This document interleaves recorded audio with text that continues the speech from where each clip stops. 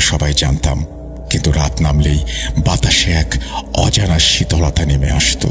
সন্ধ্যার পর মানুষ খুব কমই বাইরে বের হতো। গ্রামে প্রবেশের পথে রয়েছে একটি পুরনো মসজিদ, আর মসজিদের পাশে যে কবরস্থান ছিল সেখান থেকে মাঝে মাঝে ভেসে আসত অদ্ভুত কিছু ভয়ানক আওয়াজ। কেউ বলতো বাতাসের শব্দ, কেউ বলতো ওগুলো মানুষ না, নরপিশাচ, কেউ বলতো জিন। নানান মানুষের মুখে নানান কথা। তাছাড়া মানুষ কি রাতে কখনো এভাবে আওয়াজ করে? গ্রামে এসব নিয়ে খুবই আতঙ্ক কাজ করত। দিনের আলো শেষ হওয়ার আগেই মানুষ যার যার ঘরে গিয়ে খেয়ে দিয়ে খিল লাগিয়ে ঘুমিয়ে পড়ত। নেমে আসত রাত। তারপর চলুন শুরু করা যাক। আজ আবার শুনতে পাচ্ছেন শব্দটা? আমার আয়নার ভেতরে রোজ এভাবেই আসে।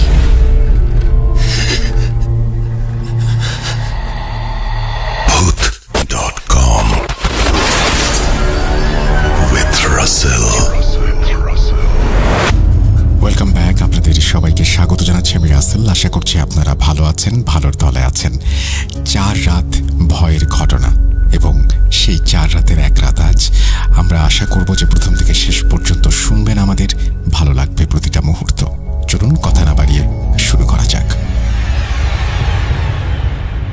গ্রামের এক সাধারণ হাকিম, মানে হাতুড়ে ডাক্তার, যদি হঠাৎ করেই পরিবর্তিত হয়ে যায়, হঠাৎ যদি সে নিজে পুরো অস্তিত্বটাকেই পরিবর্তন করে গ্রামবাসীদের মধ্যে ভয়ের সৃষ্টি করে, আর সেই পরিবর্তনটা যদি হয় সবার জন্য আতঙ্কের, বিভীষিকাময়, তাহলে কেমন হয় বলেন তো?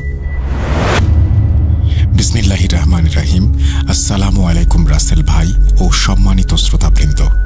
আমি সজীব শাহরিয়ার বলছি টাঙ্গাইল জেলার ঘাটাইল থেকে। আমি জানি আপনারা সবাই অনেক ভালো আছেন, আর রাসেল ভাই আপনিও ভালোর দলে আছেন।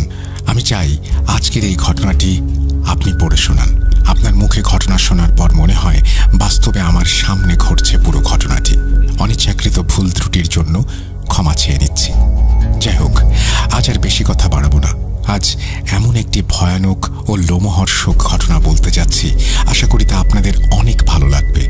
ঘটনাটি সংগ্রহ করেছিলাম এক বয়স্ক চাচার কাছ থেকে। তিনি পেশায় একজন রাজমিস্ত্রি। যেহেতু আমি পেশায় একজন শিক্ষক, তাই আমি যে বাসায় পড়াই সেই বাসায় টাইলসের কাজ করার জন্য চাচা এসেছিলেন। সেদিন যথারীতি আমি আমার 9ম শ্রেণীর ছাত্রের টিউশনিটা শেষ করে আরেকটি ছাত্রকে পড়াতে যাব তার প্রস্তুতি নিচ্ছি, অর্থাৎ বের হচ্ছি। তখন তিনিও কাজ শেষ করে বাইরে এসেছেন। তাকে দেখে আজ একটু বেশি চিন্তিত লাগছিল। এখানে একটা কথা বলতে চাই, এই বয়স্ক চাচা 5-6 দিন যাবৎ এই বাসার কাজ করছেন বলে আমার সাথে ডেইলি দেখা হতো।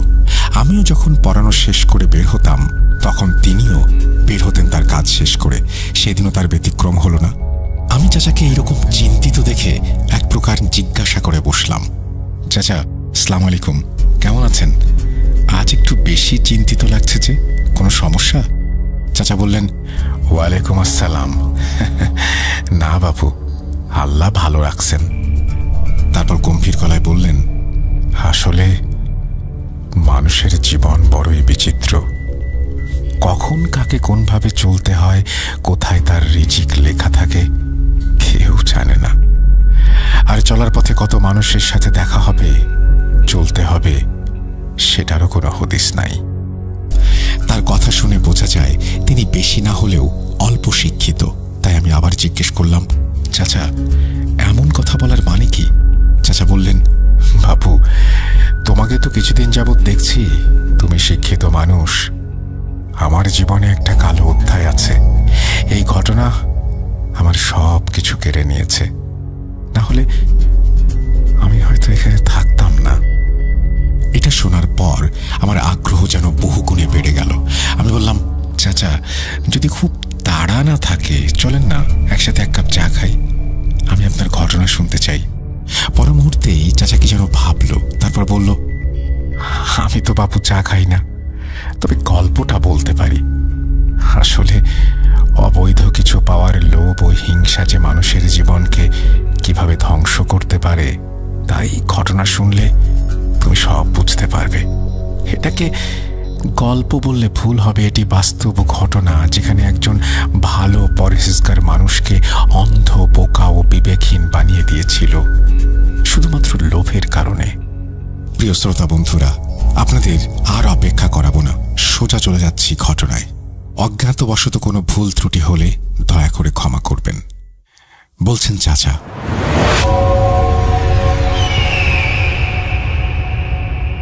আমার গ্রাম গাজীপুর জেলার কালীগঞ্জ উপজেলায়। সময়টা 2000 সালের দিকে। যখন এই ঘটনাটা ঘটেছিল আমি তখন বেশ শক্ত সমর্থ মানুষ, বয়স 30-32 মতো।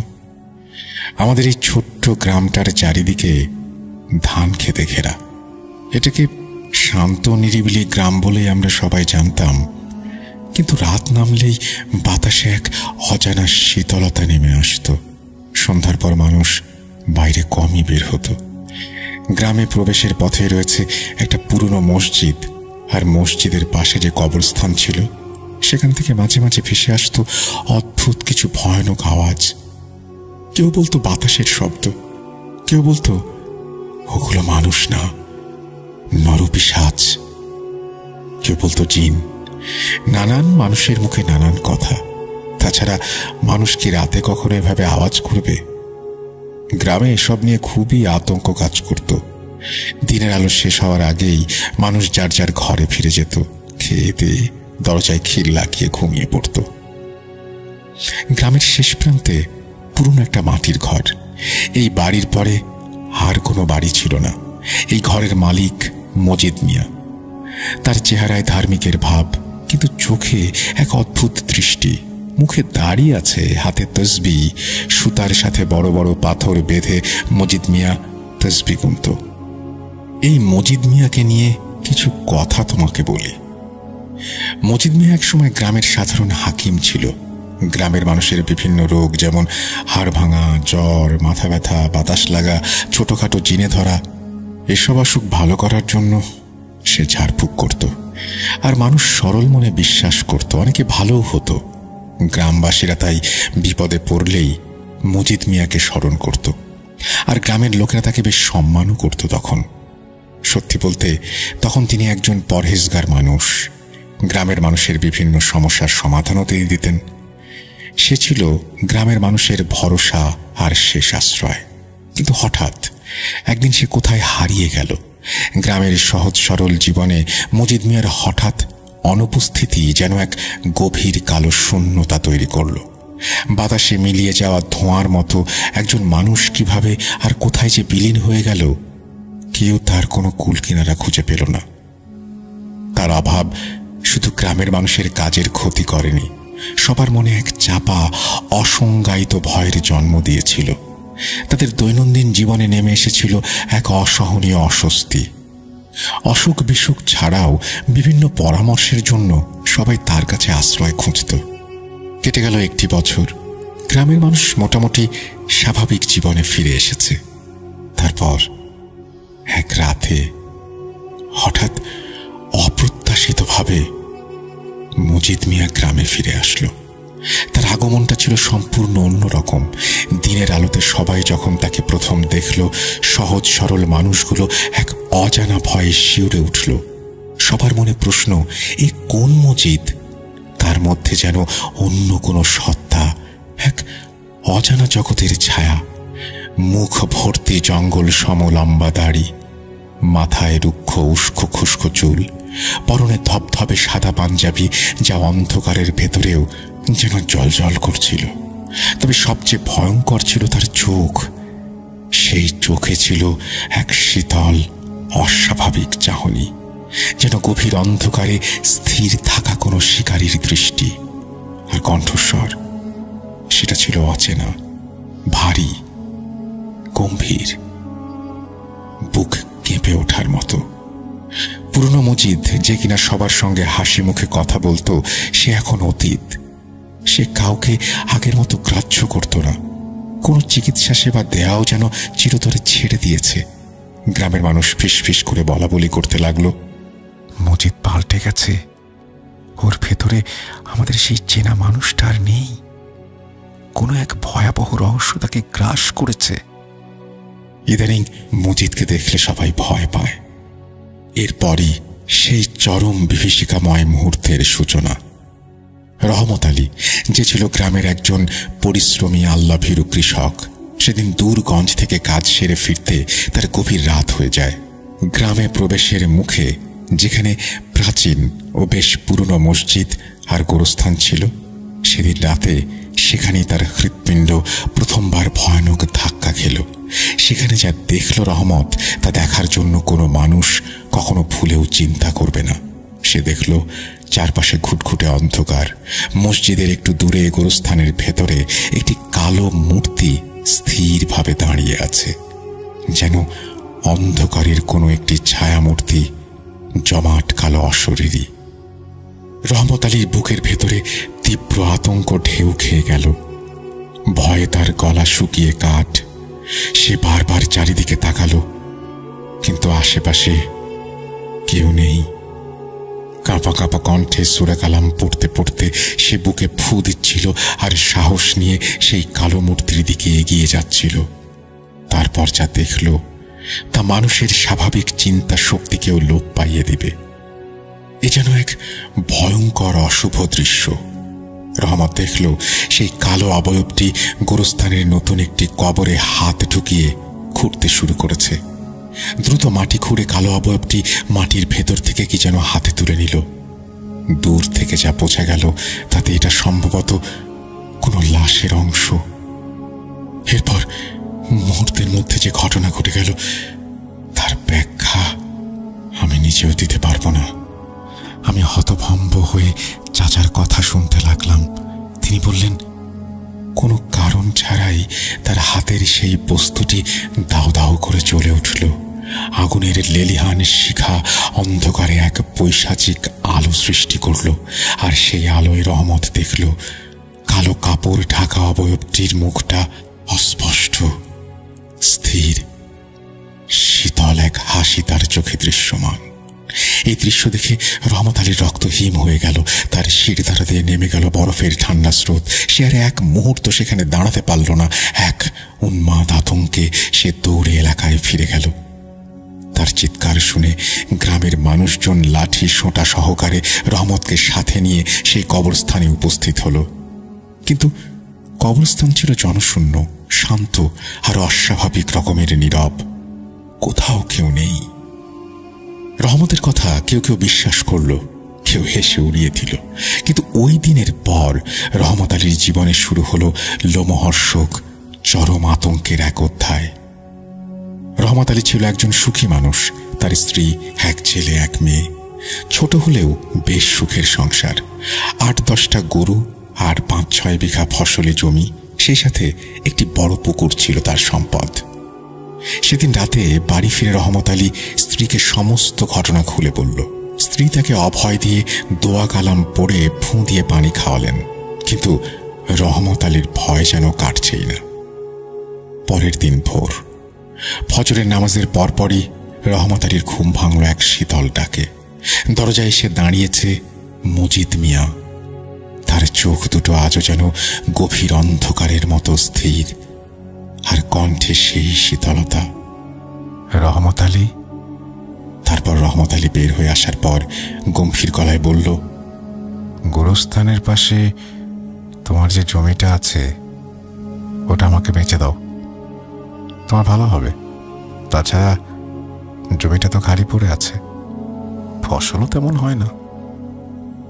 রহমত একজন সরল মানুষ হলেও বাপদাদার ভিটে মাটির প্রতি তার গভীর টান।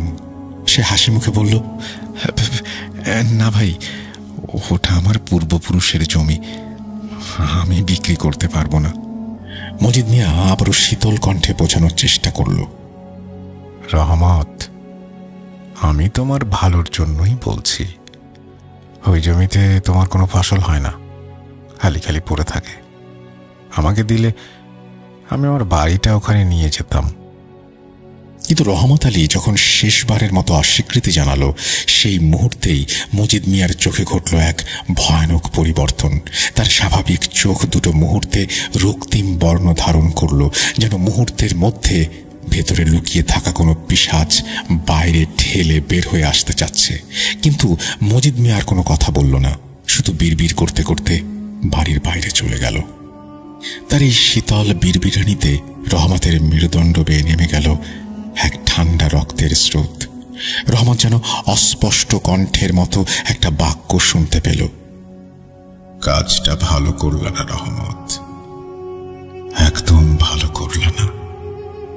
পরের দিন মাঝরাতে যখন পুরো গ্রাম গভীর ঘুমে অচেতন, তখন রহমত আলীর ঘরে শুরু হলো চরম বিভীষিকা। রহমত আলীর ছোট মেয়ে হঠাৎ চিৎকার করে কাঁদতে কাঁদতে ঘুম থেকে লাফিয়ে উঠল। তার চোখ দুটো ভয়ে বিস্ফারিত, যেন এখনই কোটর থেকে বেরিয়ে আসবে। মেয়েটি কাঁপা কাঁপা স্বরে রহমতকে বলল, আব্বা আব্বা, জানালার পাশে একটা মানুষ দাঁড়িয়ে আছে, কালো কাপড় পরা, তার মুখ কাপড় দিয়ে ঢাকা, মুখ দেখা যাচ্ছে না আব্বা। রহমত আলী গভীর ঘুমে থাকা সত্ত্বেও মেয়ের চিৎকারে তীব্র আতঙ্কে জেগে উঠল। মেয়ের আতঙ্কের কারণ খুঁজতে গিয়ে যখন বাইরে তাকালো, তখন সে দেখল বাইরে কেউ যেন একজন দাঁড়িয়ে আছে। সে দ্রুত বাইরে গিয়ে দেখল, কই, কোথাও কেউ নেই, পুরো জায়গাটা ফাঁকা। সে ঘরে ফিরে মেয়েকে শান্ত করার চেষ্টা করল, কিন্তু তার মেয়ের আতঙ্ক কোনোভাবেই কম ছিল না। তারপর অনেক কষ্টে সেও তার স্ত্রী মিলে মেয়েকে ঘুম পাড়িয়ে তারা ওই দিনের মতো ঘুমিয়ে গেল। পরের দিন ভোরে তিনি গেলেন গোয়াল ঘরে গরুগুলোর কাছে, কিন্তু সেখানে গিয়ে তিনি যে দৃশ্য দেখলেন তাতে তার মাথার রক্ত মুহূর্তেই জমাট বেঁধে গেল। তার পুরো গোয়াল ঘরের সবকটি গরু একটি কারণ ছাড়াই, কোনো অসুস্থতা ছাড়াই মরে পড়ে আছে। গোয়ালঘরের প্রতিটি কোণে যেন নেমে এসেছে এক শীতল মৃত্যু। তার এতদিনের পরিশ্রম, তার সংসার চালানোর অবলম্বন সব এক মুহূর্তে ধূলিসাৎ। রহমত আলীর বুকটা আত্মচিৎকারে ফেটে উঠল। এলাকার মানুষ ছুটে এলো। তাদের সমবেদনা, তাদের দুঃখ প্রকাশ যেন রহমত আলীর কাছে ঠাট্টার মতো মনে হচ্ছিল। আর সেই ভিড়ের এক কোণে স্থির দাঁড়িয়েছিল সেই মজিদ মিয়া। রহমত মজিদকে দেখেনি, কিন্তু অনেকেই দেখল মজিদ মিয়া কঠোর দৃষ্টিতে তাকিয়ে আছে। তার মুখে ছিল এক খুবই ঠান্ডা, রহস্যময়, পৈশাচিক হাসি। সেদিন রাতে, ঠিক মধ্যরাতে, হঠাৎ তাদের টিনের চালের ওপর ঝুপঝুপ করে কিছু পড়ার শব্দ হলো। মনে হলো যেন আকাশ ভেঙে প্রবল বৃষ্টি টিনের চালে আছড়ে পড়ছে, অথচ বাইরে এক ফোঁটা বৃষ্টির পানি নেই। এরপরই আবার লোমহর্ষক শব্দ শুরু হলো। কি যেন টিনের চালের ওপর দিয়ে ভীষণ দ্রুত গতিতে এক প্রান্ত থেকে অন্য প্রান্তে দৌড়ে গেল। শব্দের তীব্রতা আর অস্বাভাবিকতা এমন ছিল যে মনে হচ্ছিল কোনো ভারী অশরীরী জন্তু যেন তার মাথার ওপর দিয়ে ছোটাছুটি করছে। রহমত আলী, তার স্ত্রী আর ছেলে মেয়ে সবাই চরম আতঙ্কে কাঁপতে কাঁপতে আল্লাহর নাম স্মরণ করতে লাগলো। তাদের মনে হলো দেয়াল ভেদ করে সেই অশুভ শক্তি এখনই তাদের গলা টিপে ধরবে। এ যেন এক অন্ধকার লোমহর্ষক খেলা। সেদিন গোরস্থান থেকে ফিরে আসার পরেই এ সকল ঘটনা ঘটা শুরু হয়েছে। রহমত আলী যেন কোনো হিসাব মিলাতে পারছে না। ভোরবেলা আকাশটা সেদিন কেমন যেন ফ্যাকাশে দেখাচ্ছিল। সূর্য উঠলেও আলোটা যেন মলিন। রহমত আলী খেয়াল করল আজ সকালে পাখিরা ডাকছে না। গ্রামের মানুষ বলে, যেদিন পাখি ডাকে না বুঝে নিতে হবে বাতাসে অশুভ কিছু আছে। রহমত আলীর ঘরের উঠোনে তখন নিস্তব্ধতা। গতরাতের ঘটনাগুলো এখন পুরো পরিবারের সবার মুখে এক ভয় এঁকে দিয়েছে। তার মেয়েটা ভয়ে আতঙ্কে রক্তশূন্য হয়ে যাওয়ার উপক্রম। সে বারবার জিজ্ঞেস করছে, আমা, ওই কালো কাপড়ওয়ালা মানুষটা আবার আসবে? তার মা মেয়ের মুখে হাত রেখে বলল, না মা, আল্লাহ আমাদের হেফাজত করবেন, তুমি ভয় পেও না, মনে মনে আল্লাহকে স্মরণ করো। কিন্তু রহমত আলী তার স্ত্রী দুজনেরই গলা কাঁপছিল। সে নিজেও জানে এই ভয় শুধু মানুষের না, এটা অদেখা জগতের ভয়। রহমত আলী এই দিন আর ফজরের নামাজ পড়তে যায়নি, বাড়িতেই নামাজ আদায় করল। তারপর সকালে মসজিদের ইমাম সাহেবকে রাতের কথা ধীরে ধীরে খুলে বলল। ইমাম সাহেব সব শুনে বললেন, রহমত, তুমি বাড়ি যাও, আমি বিকেলে আসরের পর তোমার বাড়িতে আসব। আসরের নামাজ শেষ করে রহমত আলীর সাথে হুজুর বাড়িতে এলেন। বাড়িতে ঢুকতে যাবেন সেই মুহূর্তে হুজুর একটু থমকে দাঁড়িয়ে এক দৃষ্টিতে কিছুক্ষণ বাড়ির পেছনের লম্বা তাল গাছটার দিকে তাকিয়ে বললেন, রহমত, আমি তোমার বাড়ির ওই তাল গাছটার দিকে অস্বাভাবিক কিছু দেখেছি। তুমি কি কাল কোনো কান্নার আওয়াজ শুনেছিলে? রহমত চমকে বললেন, না হুজুর, আমি তো কোনো আওয়াজ শুনিনি। আমার মেয়ে কাল কালো একটা অবয়ব দেখেছিল, সেটার কথা আপনাকে আমি বলেছি সকালে। আচ্ছা, কি হতে পারে হুজুর?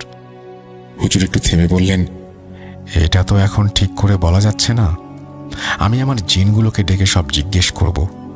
তবে মনে হয় তোমার বাড়ি কোনো অশুভ শক্তিতে আসর করেছে। আমি এই পানি পড়া তাবিজ দিয়ে গেলাম, সবাইকে খাওয়াবে আর তাবিজটা সাথে রাখবে। সাবধান থাকো, আমি দেখছি কি করা যায়। হুজুর চলে গেলেন, আর এইদিকে রহমতের বুক ধক ধক করে উঠল। সেই বিকেলে মজিদ মিয়া আবার এলেন, চেহারায় মিষ্টি হাসি, হাতে এক বোতল পানি। পানি হাতে মজিদ বলল, ভাই রহমত, কাল দেখলাম তোমার গরুগুলো সব মরে গেল, তাই তোমার জন্য এই পানি নিয়ে আসলাম। এটা পড়া পানি, খাও, তোমার পরিবারের সব খারাপ দিক ভালো হয়ে যাবে। রহমত মজিদ মিয়াকে দেখেই থমকে গেল, তার চোখ জ্বলে উঠল। সে নিজেকে নিয়ন্ত্রণে নিয়ে এসে ভদ্রভাবে পানি গ্রহণ করতে অস্বীকৃতি জানালো। ভাই, দরকার নাই, আমি কোনো খারাপ মানুষের হাতে খাবার খাই না। যতই ভালো সাজার চেষ্টা করো, তোমাকে আমার বিশ্বাস হয় না। তোমাকে দেখে আমার নরপিশাচ মনে হয়। কারণ সেদিন রাতে কবরস্থানে যাকে দেখেছিল রহমত আলী, বারবার মনে হচ্ছিল এটা মজিদ মিয়া ছাড়া আর কেউ না। পরক্ষণেই মজিদের হাসি উধাও হয়ে গেল, মুখে ফুটে উঠল এক হিংস্র কঠোরতা। সে ঠোঁট কামড়ালো, চোখে এক ঝলক বিদ্বেষ নিয়ে বলল, রহমত আলী, আমি কি তোমার প্রতিবেশী না? আমি তো তোমার ক্ষতি করতে চাই না, তবে তুমি আমাকে এভাবে ফিরিয়ে দিয়ে কাজটা ভালো করলে না। আমি অপমানিত হলাম।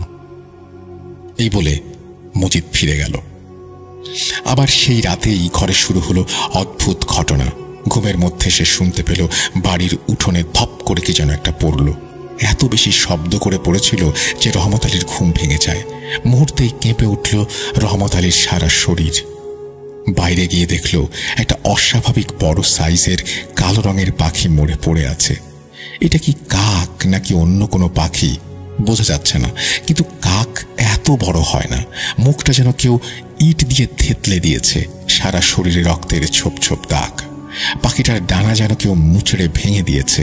এটা দেখে রহমত আলী এত ভয় পেল যে তার মুখ দিয়ে অস্ফুট আর্তনাদ বের হয়ে আসলো, এবং সাথে সাথেই মেয়ের চিৎকার ভেসে এলো, আম্মা, আব্বা, কে যেন জানালা দিয়ে তাকাচ্ছে, কে যেন আমাকে দেখছে।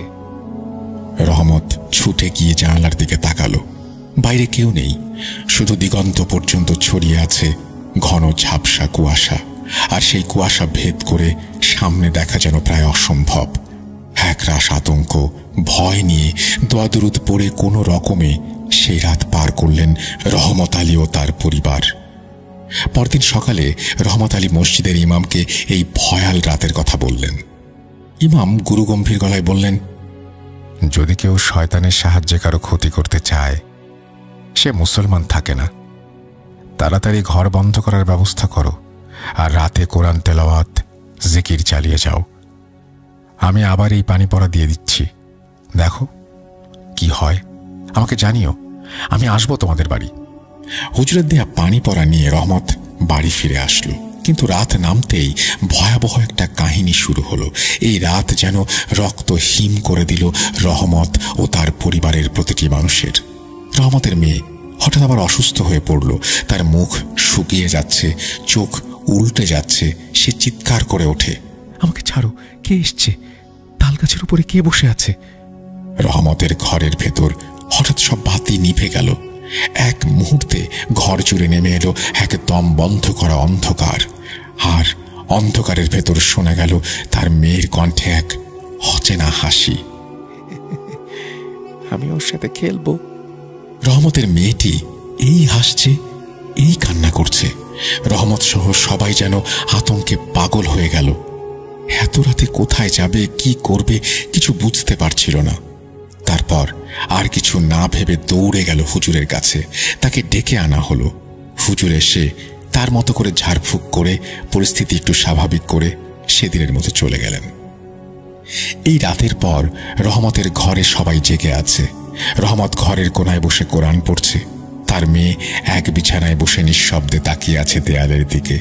তার চোখ দুটো ফাঁকা, বিস্ফারিত। কি যেন তার সামনে, ঠোঁটে অদ্ভুত হাসি। রহমতের স্ত্রী গালে হাত রেখে কাঁপা কাঁপা গলায় বলল, তুমি কাঁদছো কেন মা? ভয় পেয়েছ? তুমি এমন ভাবে তাকিয়ে আছো কেন? কি আছে ওখানে? তার মেয়ে ধীরে মুখ ঘুরিয়ে বলল, আম্মা, আমি তো ভয় পাই না। আমার নতুন বন্ধু এসেছে, সে আমাকে রোজ রাতে গল্প শোনায়। এই কথাটা শোনা মাত্র ঘরের বাতাস ঠান্ডা হয়ে গেল। কুরআনের আয়াত পড়া থেমে গেল রহমতের। হঠাৎ তার চোখ জানালার দিকে গেল। কেমন যেন একটা ছায়া সরে গেল জানালার দিক থেকে। পরের দিন রহমত আলী কোনো দিক বিদিক না ভেবে আবার হুজুরকে ডেকে নিয়ে আসলো একটা সমাধানের জন্য। হুজুর বাড়িতে আসলো। এবার সে তার সাথে থাকা জিনগুলোকে ডেকে হাজির করল। সেই জিনের মাধ্যমে যা জানতে পেরেছিল তার সারমর্ম এই যে একটি শক্তিশালী পিশাচ জিন চালান করা হয়েছে তার পরিবারের ওপর। সে আস্তে আস্তে তার পরিবারকে ধ্বংস করে দিতে চায়। আমার পক্ষে এই জিন তাড়ানো সম্ভব না, হুজুর বললেন। রহমত, তুমি ভালো কোনো হুজুরের কাছে যাও। রহমত বারবার জিজ্ঞাসা করছিল, হুজুর, কে করেছে এই কাজ? কিন্তু হুজুর কিছুই বললেন না।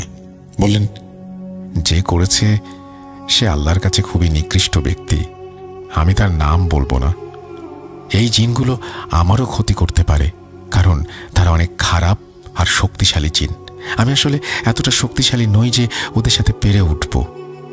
তারপর হুজুর প্রাথমিকভাবে পানি পড়া ও বাড়ি বন্ধ করে দিয়ে চলে গেলেন আর বললেন, রহমত, যত তাড়াতাড়ি পারো ভালো একজন হুজুরের কাছে যাও, সময় বেশি নাই।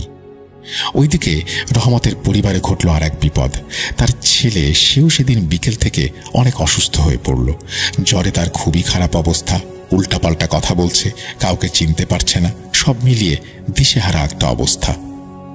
অনেক খোঁজাখুঁজির পর একজন আলেমকে পাওয়া গেল সেই ময়মনসিংহ এলাকায়। রহমত তার কাছে গেল এবং তাকে সব ঘটনা খুলে বলল। একটা সমাধান দেওয়ার জন্য কান্নাকাটি করতে লাগলো। বলল, হুজুর, আমার খুব বিপদ। আপনি তো সব শুনলেন, আমাকে সাহায্য করুন।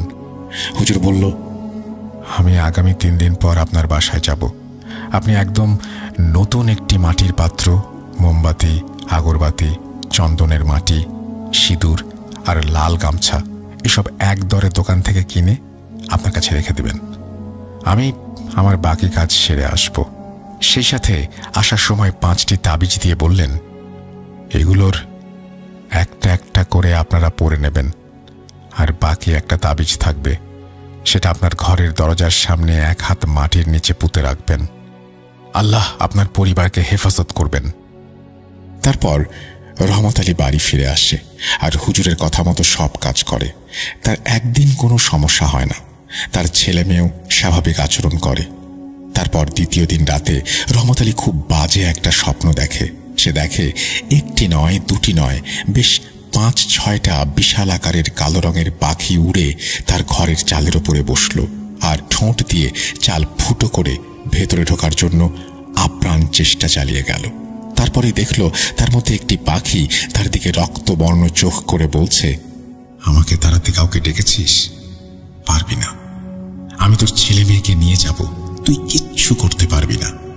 এরপর রহমত যা দেখল তা দেখার জন্য সে কোনোভাবেই প্রস্তুত ছিল না। সে দেখল সেই পাখিটি একটি কালো কুকুরে পরিণত হলো আর তার মুখ দিয়ে অনবরত লালা ছুটতে লাগলো। কুকুরটি হঠাৎ এক লাফে তার দিকে আসতেই রহমত ভয়ে আতঙ্কে আর্তনাদ করে লাফিয়ে উঠল। তার সারা শরীর কাঁপছিল। সে তার স্ত্রীকে ডেকে তুলে সব ঘটনা বলল। তারপর দোয়া কালাম পড়ে ফুঁ দিয়ে আবার শুয়ে পড়ল। এরকম স্বপ্ন সে কেন দেখল, এর মানেই বা কি বুঝতে পারল না। এই পাখি কুকুর এসবই বা দেখার অর্থ কি? কে এই নরপিশাচ যে তার পরিবারের পেছনে লেগেছে?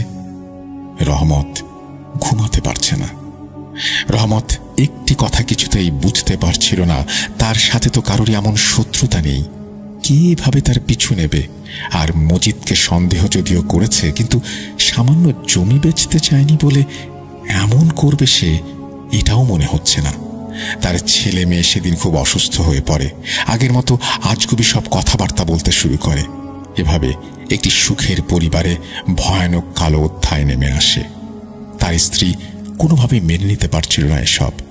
তারা আল্লাহকে বারবার স্মরণ করছিল আর দোয়া করছিল। যাই হোক, যথারীতি সেই দিন আসরের পর হুজুর এসে তার প্রয়োজনীয় জিনিস নিয়ে বসলেন। সেই বাড়ির উঠোনের মাঝে সিঁদুর ও চন্দন মাটি দিয়ে গোল বৃত্ত এঁকে সেখানে রহমতের মেয়েকে বসালেন। তারপর তার শরীরে জিন হাজিরের জন্য অনেক কিছু পড়তে শুরু করলেন। কোনোভাবেই জিন আসছিল না। অনেক কষ্টে জিনকে হাজির করা গেল। রহমত আলীর মেয়ের মধ্যে জিন হাজির করার সঙ্গে সঙ্গে একটা পরিবর্তন দেখা গেল। তার সারা শরীর হঠাৎ ভয়ানকভাবে কেঁপে উঠল। চোখগুলো রক্তের মতো লাল হয়ে গেল। সে গম্ভীর পুরুষালী কণ্ঠে বলছে, আমাকে এখানে কেন ডেকেছিস? আমার কাছে কি চাস? হুজুর বললেন, কে তুই? এখানে কি জন্য এসেছিস? এই পরিবারে তোর কি কাজ? জিন খুবই ফ্যাকাশে কিন্তু অদ্ভুত গম্ভীর গলায় বিভৎস হাসি হেসে বলল, আমি নিজের ইচ্ছায় আসি নাই, আমাকে আনা হয়েছে। আমাকে এই ছেলে আর এই মেয়ে দিয়ে দেওয়ার প্রতিজ্ঞা করা হয়েছে। আমি ওদেরকে নিয়ে যাবই। হুজুর বললেন, দেখ, তোর মতো অনেক জিনকে আমি বোতলবন্দি করেছি, তোকেও করব। ভালোই ভালোই সব বল। তখন জিন বিভৎস একটা হাসি হাসল। ভয় দেখাচ্ছিস? এই দেখ। এটা বলেই রহমতের মেয়েকে শূন্যে ভাসিয়ে দূরে ছুঁড়ে মারল। হুজুর একটু অপ্রস্তুত হয়ে গেলেও পরক্ষণেই সামলে নিয়ে আবার রুকাইয়া করা শুরু করলেন। অনেকক্ষণ ধরে দোয়া দুরুদ পড়ার পর সেই জিন বসে চলে আসে। আর তখন হুজুর বাধ্য করে জিনকে সব বলার জন্য। তখন জিন বলতে শুরু করে, আমার নাম ইসরাফিল। আমি গোল প্রজাতির অন্তর্ভুক্ত একটি জিন। আমি কবরস্থানে থাকি। আমাকে তোদের এলাকার একজন খবিশ লোক এই পরিবারকে ধ্বংস করার জন্য পাঠিয়েছে। আমাকে বলা হয়েছে রহমত আলীর ছেলে মেয়েকে আমাকে দিয়ে দেবে। তার বিনিময়ে আমাকে রহমতের পরিবারকে শেষ করে দিতে হবে। হুজুর জানতে চাইল, কে সে আর কেন এই কাজ করেছে? কেন তোকে পাঠিয়েছে? তখন জিনটি বলল, আমাকে পাঠিয়েছে মজিদ। মজিদ কবরস্থানে একটা ভয়ঙ্কর কালো জাদু করার জন্য আমাকে ডাকে। মন্ত্র পড়ে ডাকে আমাকে। আমি যেন তার খারাপ কাজটা করে দেই। তার কালো জাদুটা এত ভয়ঙ্কর ছিল যে সেটা করার জন্য একটি মেয়ের লাশের প্রয়োজন ছিল। তাই সে কবর থেকে একটা মেয়ের পচাগলা লাশ তুলে জাদু শুরু করে। আর ঠিক তখনই ওই সময় রহমত আলী দেখে ফেলায় মজিদের কাজ সম্পূর্ণ হতে পারে না। আমি রেগে যাই আর মজিদকে শর্ত দিই যে আমার দ্বারা এই কাজ হাসিল করা সম্ভব হবে না। করতে হলে একটি ছেলে ও একটি মেয়েকে দিতে হবে তাদের তাজা রক্ত। তখন মজিদ কৌশলে রহমত আলীর ছেলে মেয়ের কথা আমাকে বলে এবং বলে তাদের রক্ত আমাকে উৎসর্গ করা হবে। কিন্তু তুই মাঝখানে এসে পড়ায় আমার কাছে আবার বাধা পড়ল। তবে আমি নিয়ে যাব ওদের, কেউ রক্ষা করতে পারবে না। এসব শুনে রহমত রাগে দুঃখে কান্না করছিল। তখন হুজুর আরো শক্তিশালী রুকাইয়া শুরু করায় মজিদের পাঠানো জিন একদম দুর্বল হয়ে গেল। তখন হুজুর জানতে চাইল কি করলে সে যাবে আর কি করলে এই জাদু নষ্ট হবে। জিন বলল, 7টি কালো কবুতরের বাচ্চা 7টি নতুন ছুরি দিয়ে একসাথে জবাই করতে হবে, আর জবাইটা এমন 7 জন অবিবাহিত যুবককে দিয়ে করাতে হবে যারা তাদের পরিবারের প্রথম সন্তান, অর্থাৎ পরিবারের বড় ছেলে। কবুতরের রক্ত যেন মাটিতে না পড়ে সেজন্য 7টি মাটির হাঁড়িতে রক্ত ফেলতে হবে। তারপর সেই রক্ত রাখা হাঁড়ি লাল কাপড় দিয়ে মুড়িয়ে ফজরের আগে কবরস্থানে পুঁতে দিয়ে আসতে হবে। এই জাদু তাহলেই কেটে যাবে। এর কোনো বিপরীত হলে এই ছেলে মেয়েকে বাঁচানো যাবে না। এই বলে জিনটি চলে যায় আর হুজুর জিনের কথা মতো সব ব্যবস্থা করার জন্য রহমতকে বলে। আল্লাহর অশেষ রহমতে সব জিনিস যা যা জিন বলেছিল ওই রাতেই জোগাড় হয়ে যায় আর সব কাজ শেষ হয় সফলভাবেই। গ্রামবাসীরা সবাই জিনের কথা শুনে মজিদ মিয়াকে মেরে গ্রাম থেকে তাড়াতে গিয়েছিল, কিন্তু গিয়ে দেখে কেউ নেই। তারপর সবাই তার বাড়িঘর আগুন দিয়ে জ্বালিয়ে ঘরের চিহ্ন নিশ্চিহ্ন করে দেয়। রহমত আলীর পরিবারের আর কোনো সমস্যা হয়নি। মজিদ মিয়াকে সেদিনের পর আর ওই গ্রামে দেখা যায়নি। তারপর চাচা আমাকে আরো কিছু প্রশ্নের জবাব দিয়েছিল, যেমন রহমতের জন্য মজিদ মিয়ার কাজে সেদিন বাধা পড়েছিল, তার জাদু নষ্ট হয়ে গিয়েছিল। এরপর সে হঠাৎ জমি নিতে কেন চাইল? তখন চাচা বলেছিল এখানে মজিদ মিয়া আসলে রহমত আলীর ওই জমিটুকু নিতে চেয়েছিল, কারণ জমিটা ছিল কবরস্থানের পাশে, আর নতুন কোনো লাশ দাফন করলে সে কালো জাদু করার জন্য সহজেই সেই লাশ তুলে তার কাজ চালিয়ে যেতে পারবে। কিন্তু রহমত আলী সেটা দিতে না চাইলে রাগের বশবর্তী হয়ে তার এত বড় ক্ষতি করার সিদ্ধান্ত নেয়। জিন পাঠিয়ে তার পরিবারকে ধ্বংস করে ফেলতে চায়। তারপর চাচা দম নিয়ে তার ঘটনা শেষ করলেন। আমি ঘড়ির দিকে তাকিয়ে দেখি 8:12 বাজে। আমি হতভম্ব হয়ে শুনছিলাম চাচার কথা। জানি না কতটা ভয়ের ছিল, তবে আমার কাছে বেশ ভয়ের ঘটনাই মনে হয়েছে। প্রিয় শ্রোতা বন্ধুরা ও রাসেল ভাই, ঘটনা এখানেই শেষ, কিন্তু ঘটনার সব থেকে বড় রহস্য টুইস্ট এখনো বাকি। এটা হয়তো কেউ কল্পনাও করবে না। সব কথা শেষ করে চাচা যখন উঠে যাচ্ছিল তখন আমি চাচাকে জিজ্ঞেস করলাম, চাচা আপনি এই ঘটনা কিভাবে পেলেন, কিভাবে শুনেছিলেন? কি ভাবছেন, কে এই চাচা? কে হতে পারেন উনি? বিদায় মুহূর্তে চাচা আমার প্রশ্ন শুনে যে উত্তর দিলেন তাতে আমার মাথায় আকাশ ভেঙে পড়ল। চাচা মুচকি হেসে বললেন, বাবু আমার নাম মজিদ, আর আমার সাথে থাকা জিনি আমাকে ওই সময় সব খবর এনে দিত। তার সাদা দাড়ির মাঝখানে হলদেটে দাঁতের সেই চকচক করতে থাকা হাসিটা আমাকে অন্য জগতে নিয়ে গিয়েছিল। আমি শুধু দেখলাম সে অদ্ভুতভাবে একটি রহস্যমাখা হাসি হেসে চলে গেল। আমি নিষ্পলক দাঁড়িয়ে এক দৃষ্টিতে দেখছিলাম। এই ছিল চাচার সাথে ঘটে যাওয়া ঘটনা। ধন্যবাদ প্রিয় শ্রোতা বন্ধুরা এতটা ধৈর্য নিয়ে এই ঘটনা শোনার জন্য। এই মজিদ চাচাকে আমি আবার পেয়েছিলাম। উনি 1 বছর হারিয়ে গিয়েছিলেন। তখন তিনি অনেক ঘটনার সাক্ষী ও নিজেও লোভের বশবর্তী হয়ে অনেক খারাপ কাজ করেছেন। এই ঘটনা সিলেক্টেড হলে দয়া করে জানাবেন, তাহলে আমি পরবর্তী ঘটনাগুলো লিখতে উৎসাহ পাব। না হলে সেটাও জানাবেন। আমার জন্য দোয়া করবেন। ভূত.com-এর প্রাণ আমাদের সবার প্রিয় রাসেল ভাই সহ ভূত.com টিম মেম্বারদের অনেক ভালোবাসা, দোয়া ও শ্রদ্ধা। আমি সজীব শাহরিয়ার আজ বিদায় নিচ্ছি। আবার হাজির হব অন্য কোনো ঘটনা নিয়ে। আসসালামু আলাইকুম। এই বলেই তিনি তার ঘটনা শেষ করেছেন। আশা করছি এই ঘটনাটি আপনাদের ভালো লেগেছে। যদি ভালো লাগে তাহলে অবশ্যই লাইক দিতে ভুলবেন না, কমেন্ট করতে ভুলবেন না। যদি খুব বেশি ভালো লেগে থাকে তাহলে এই ঘটনার লিঙ্কটি শেয়ার করুন আপনার বন্ধুর সাথে, আপনার প্রিয়জনদের সাথে। আমরা চলে যাব আমাদের পরবর্তী ঘটনায়।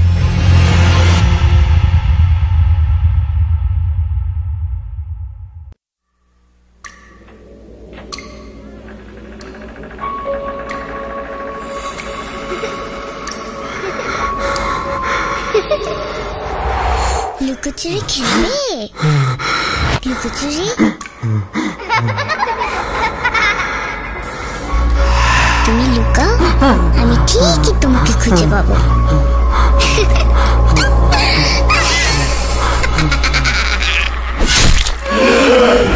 Bhoot.com with Russell. Welcome back. নতুন একটা ঘটনা নিয়ে আবারও হাজির হয়েছি। তার আগে জানাই, আমাদের চ্যানেলটি এখনো যারা সাবস্ক্রাইব করেননি, অনুগ্রহ করে সাবস্ক্রাইব করবেন। আজকের ঘটনাটি যদি ভালো লাগে, একটি ঘটনাও যদি ভালো লাগে, তাহলে সেটা শেয়ার করুন আপনার বন্ধুর সাথে। তাহলে আরো বেশি মানুষ জানতে পারবেন Bhoot.com সম্পর্কে, আরো বেশি মানুষ শুনতে পারবেন আমাদের। চলে যাচ্ছি ঘটনায়, যেভাবে লেখা আছে সেভাবেই পড়ে শোনাচ্ছি। আসসালামু আলাইকুম প্রিয় রাসেল ভাই। নতুন করে বলার কিছু নেই, শুধু এটুকু জানি যে আপনি সবসময় ভালোর দলে থাকেন। আজ আমি যে ঘটনাটি সম্পর্কে বলবো সেটা একদম সত্য ঘটনা, যেটা আমার নিজ এলাকায় ঘটেছিল আজ থেকে 27 বছর আগে। সময়টা ছিল 1998। বলে রাখা ভালো, আমার বাড়ি টাঙ্গাইল জেলার নাগরপুর থানার দুয়াজানি গ্রামে। ঘটনাটি যে একদম সত্যি তার প্রমাণস্বরূপ আপনি আমাদের এলাকার মুরব্বীদের থেকেও খোঁজ নিতে পারেন। এখানে খুব সংক্ষিপ্ত আকারে আমার পরিচয় দেই। আমি মোহাম্মদ আসিফ দীপু, বয়স 31, বর্তমানে একটি ব্যাংকে চাকরি করছি। চলে যাচ্ছি ঘটনায়।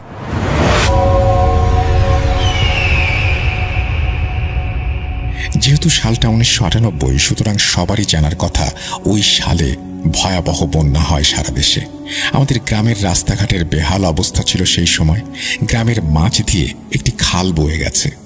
মানুষের যাতায়াতের সমস্যার সমাধানের জন্য একটি ব্রিজ নির্মাণের কাজ চলছিল, যার বর্তমান প্রচলিত নাম কেইতার ভাঙ্গা ব্রিজ।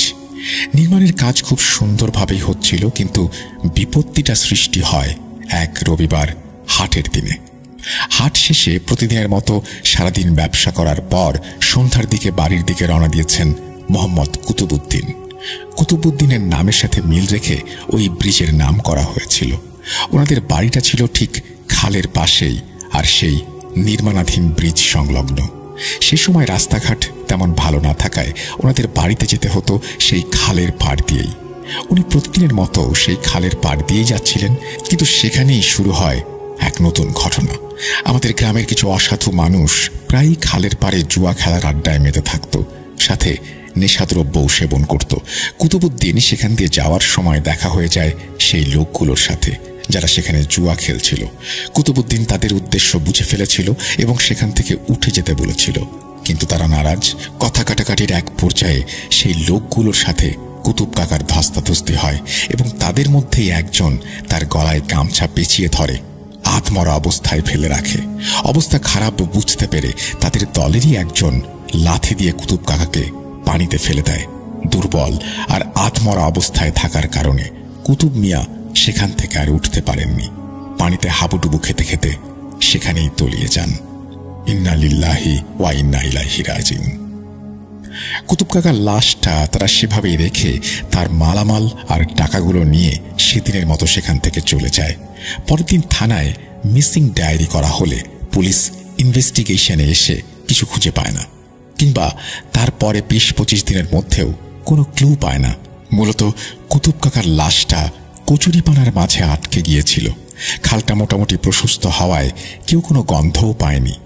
তার কিছুদিন পর অবশ্য পুলিশ সদস্যরা গোপন তথ্যের ভিত্তিতে ওই আসামিদের গ্রেফতার করতে সক্ষম হয়। এরই মধ্যে শুরু হয় তুলকালাম।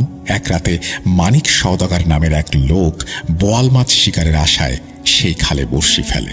রাত আনুমানিক 1:30।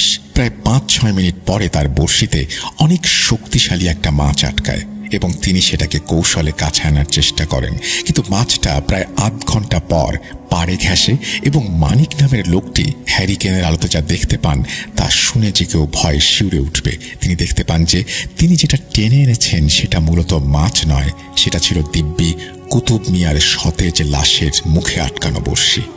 তিনি আরও দেখতে পান কুতুব মিয়ার শরীর একদম অক্ষত। দেখে মনে হচ্ছে 1 ঘন্টা আগে পানিতে পড়ে মারা গেছে, কিন্তু চোখ দুটো দেখে মনে হচ্ছিল কেউ একজন ছুরি দিয়ে থেতলে দিয়েছে সেগুলো। আর গলায় লাল দাগ।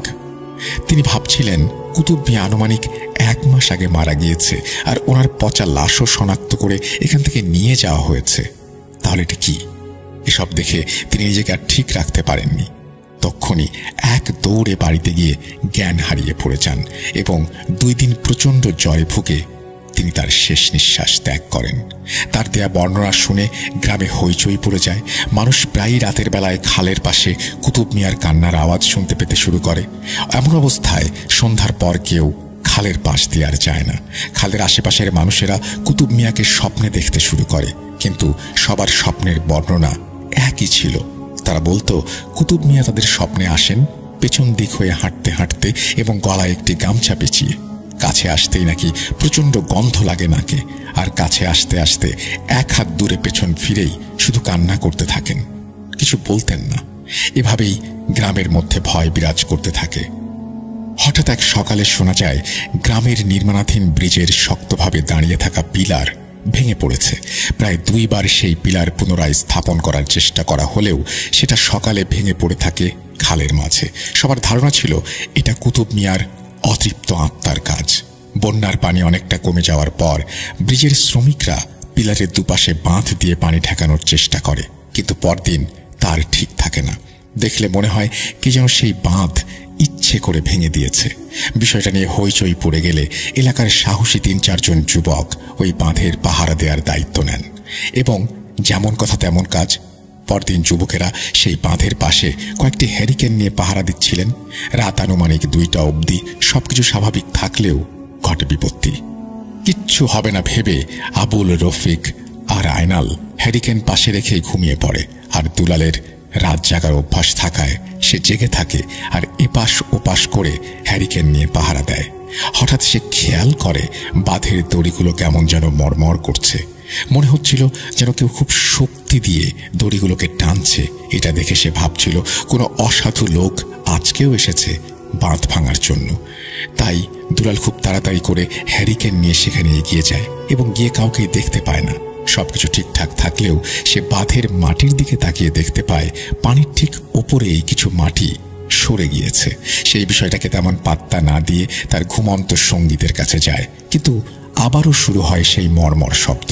এবার সে কিছুটা রাগীভাবে বাঁধের দিকে এগিয়ে যায় এবং সেখানে গিয়ে যা দেখতে পায় সেটা দেখার জন্য সে মোটেও প্রস্তুত ছিল না।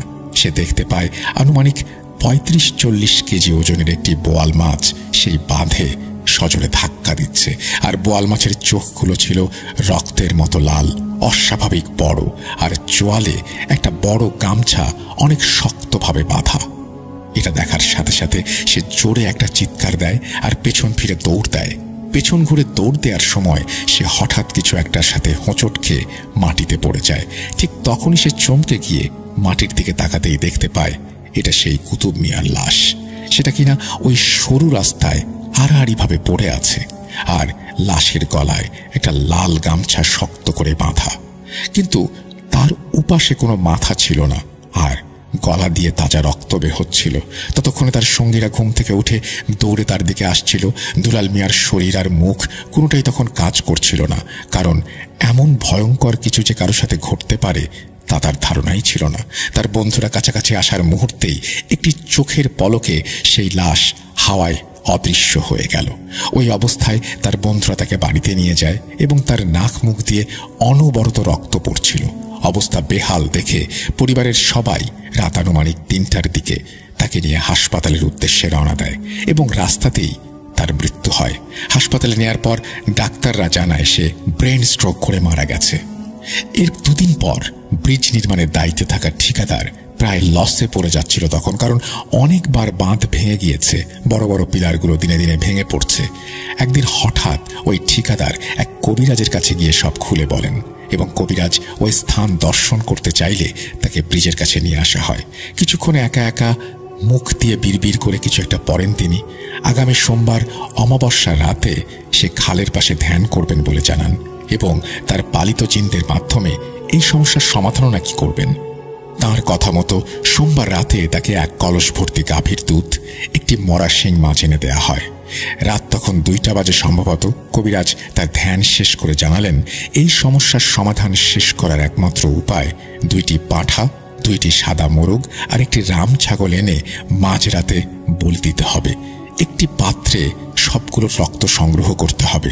তার কথা মতো ঠিকাদার রাজি হয়ে যান এবং একদিন রাত আনুমানিক 1টার সময় ওই কবিরাজ ও তার শিষ্যরা মিলে ব্রিজের পাশে পানির কাছে সবগুলো ছাগল আর মোরগের বলি দেন এবং সব রক্তগুলো সেই পানিতে ফেলে দেন।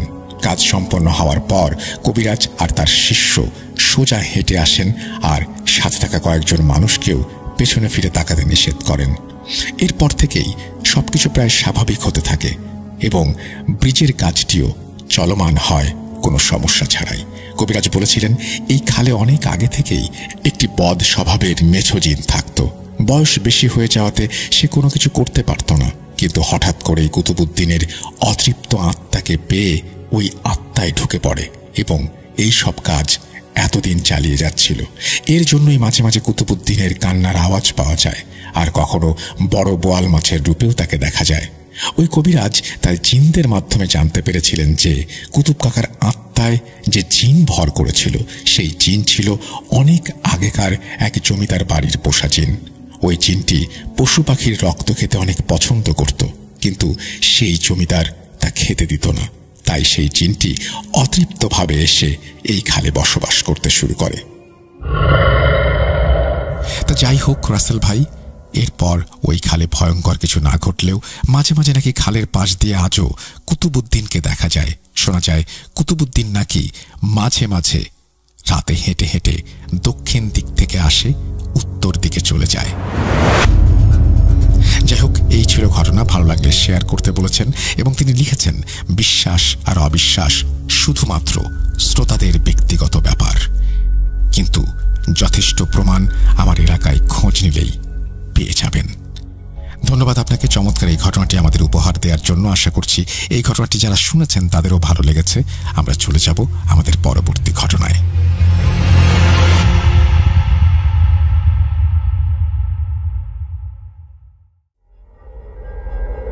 Spirit, be here with me.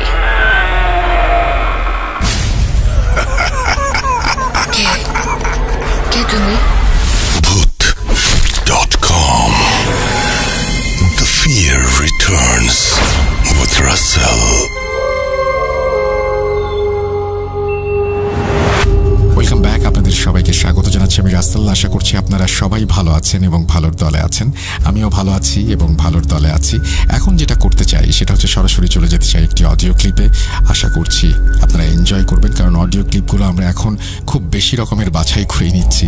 তো যাই হোক, প্রথম থেকে শেষ পর্যন্ত শুনবেন আশা করি। চলুন শুরু করা যাক। আসসালামু আলাইকুম রাসেল ভাই, জানি আপনি ভালোর দলে, তাই আর জিজ্ঞেস করলাম না।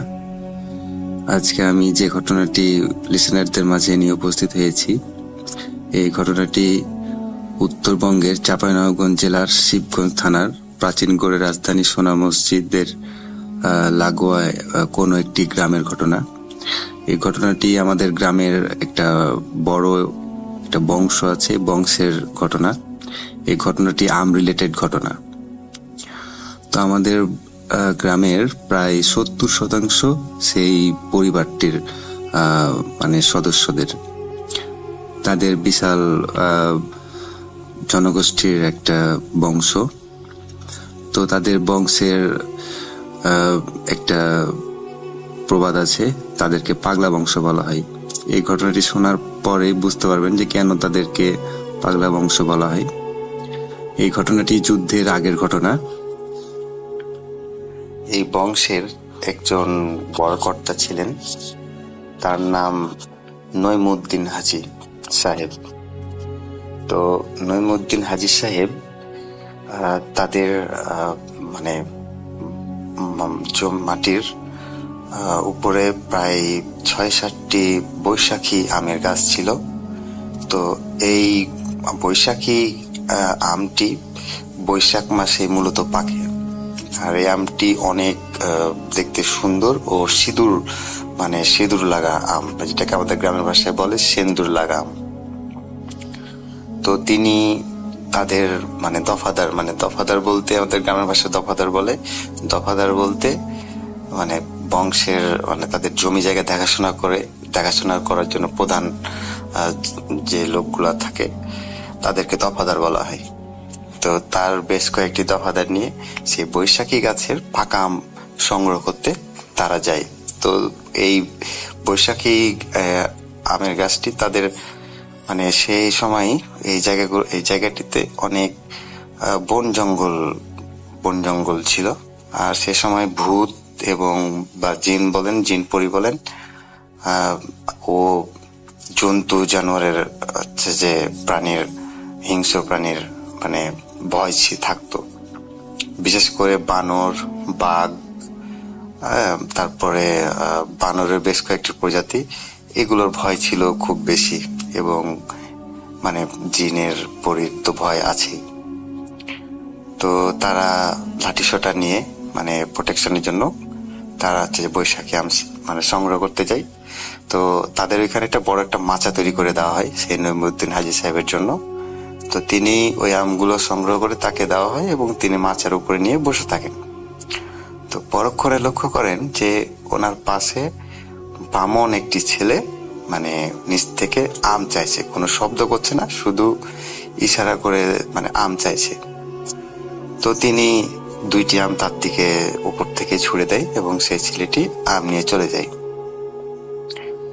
এর বেশ কিছুদিন পরে তারা আবার তার বেশ কয়েকটি দফাদার নিয়ে সেই বৈশাখী আম সংগ্রহ করতে চায় এবং তিনি লক্ষ্য করেন যে কিছু দূরে একজন আলখাল্লা পড়াইতে একজন মানে খুব সুদর্শন একজন ব্যক্তি দাঁড়িয়ে আছে, সাদা টুপি মাথায়, মানে টুপি জাতীয় একটা মাথায় আছে।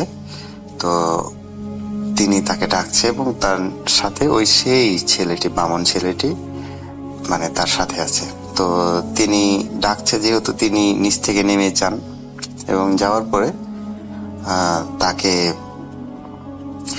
বলা হয় যে আপনাদের গাছের আম হচ্ছে যে আমার ছেলে খেয়েছে, তো তার খুব ভালো লেগেছে। তো আপনি হচ্ছে যে আমাদেরকে যদি আমার ছেলের হচ্ছে বিয়ে সামনে, তা আপনি যদি আমাদেরকে কিছু আম দিতেন তাহলে আমরা বিয়ের অনুষ্ঠানে সে আমগুলো হচ্ছে যে বরযাত্রীদের মাঝে মানে বিলিয়ে দিতেন বা বরযাত্রীদের খাওয়াতেন, এই রিকোয়েস্ট করার জন্য। তো তার খুব মানে মায়া হয় যে যেহেতু তার গাছের আম তেমনি জন্তু জানোয়ার পশু পাখিতেই বেশিরভাগ নষ্ট করে। তো তিনি বলেন যে ঠিক আছে, আপনারা পারতে পারেন।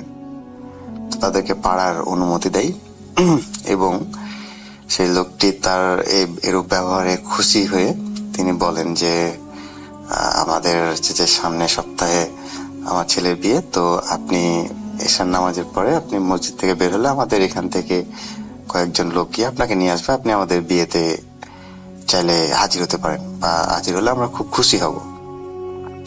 তো তিনি বলেন যে ঠিক আছে, যেহেতু বিয়ের দাওয়াত দিয়েছে, তিনি সম্মতি জানায়, এক প্রকার সম্মতি জানিয়ে তিনি বিদায় নিয়ে আসেন। তো তিনি সেদিনের মতো আম সংগ্রহ করে চলে যান এবং দফাদার নিজের মন মতো আম সংগ্রহ করে রওনা দেন। ঠিক তার 1 সপ্তাহ পরেই তিনি মসজিদ থেকে বের হওয়ার পরে লক্ষ্য করেন যে কয়েকজন লোক মানে হাতে ওই বর্ষা জাতীয় যে তীর ধনুক মানে বড় একটি লাঠির আগালে হচ্ছে যে ওই তীরের মতো লাগা, এইরকম হচ্ছে যে আগের যুগে যে প্রহরীদের হাতে ছিল।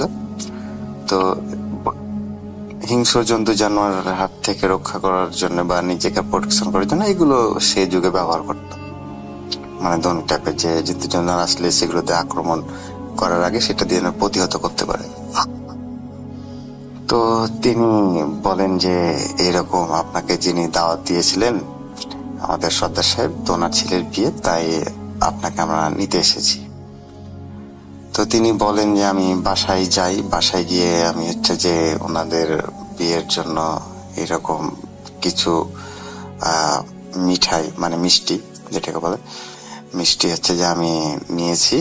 তো হচ্ছে যে আমি সেগুলো নিয়ে আসি বাসা থেকে। তো তিনি বাসা থেকে নিয়ে বের হন এবং তাদের সাথে হাঁটা দেন। তো তিনি তাদের সাথে হাঁটা দেন। তো হাঁটতে হাঁটতে তিনি ঠিক তাদের যে জমির শেষ প্রান্তে সেখানে একটি বটের গাছ ছিল। সে বটের গাছের কাছে যেতে যেতে তিনি লক্ষ্য করেন যে মানে সেখানে অনেক মানুষ, অনেক মেয়ে মানুষ, ছেলে মানুষ, অনেক বয়স্ক মানুষও আছে তাদের মধ্যে। তো খুব ধুমধাম করে একটি বিয়ে চলছে। তিনি দূর থেকে একটু কাছে গিয়ে লক্ষ্য করেন।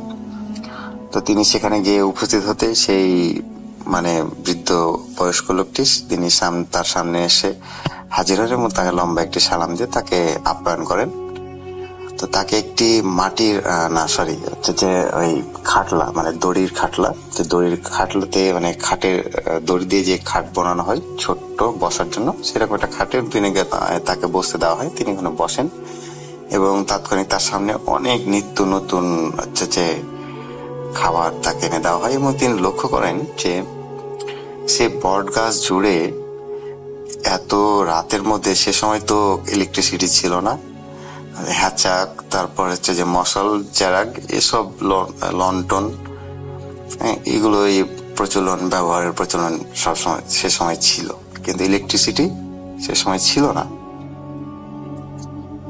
তো তিনি লক্ষ্য করেন যে অদ্ভুতভাবে সেই জায়গাটি খুব আলোকিত হয়ে আছে, মানে এমন ভাবে আলোকিত হয়ে যাচ্ছে মনে হচ্ছে দিনের মতো চকচক করছে সব। কিন্তু তিনি লক্ষ্য করেন সেখানে অনেক মানুষ, এখানে গাছের গোড়ায় যে একজন বর একজন কনে বসে আছেন এবং সেই বরটি বামন টাইপের এবং মেয়েটিও সে বামন টাইপের, কিন্তু মেয়েটির চুল তার পাশ দিয়ে মানে যেখানে বসে আছেন বসার থেকেও মনে হচ্ছে এত চুল যে মাটিতে গোছা হয়ে যে পড়ে আছে, মানে এত বড় চুল।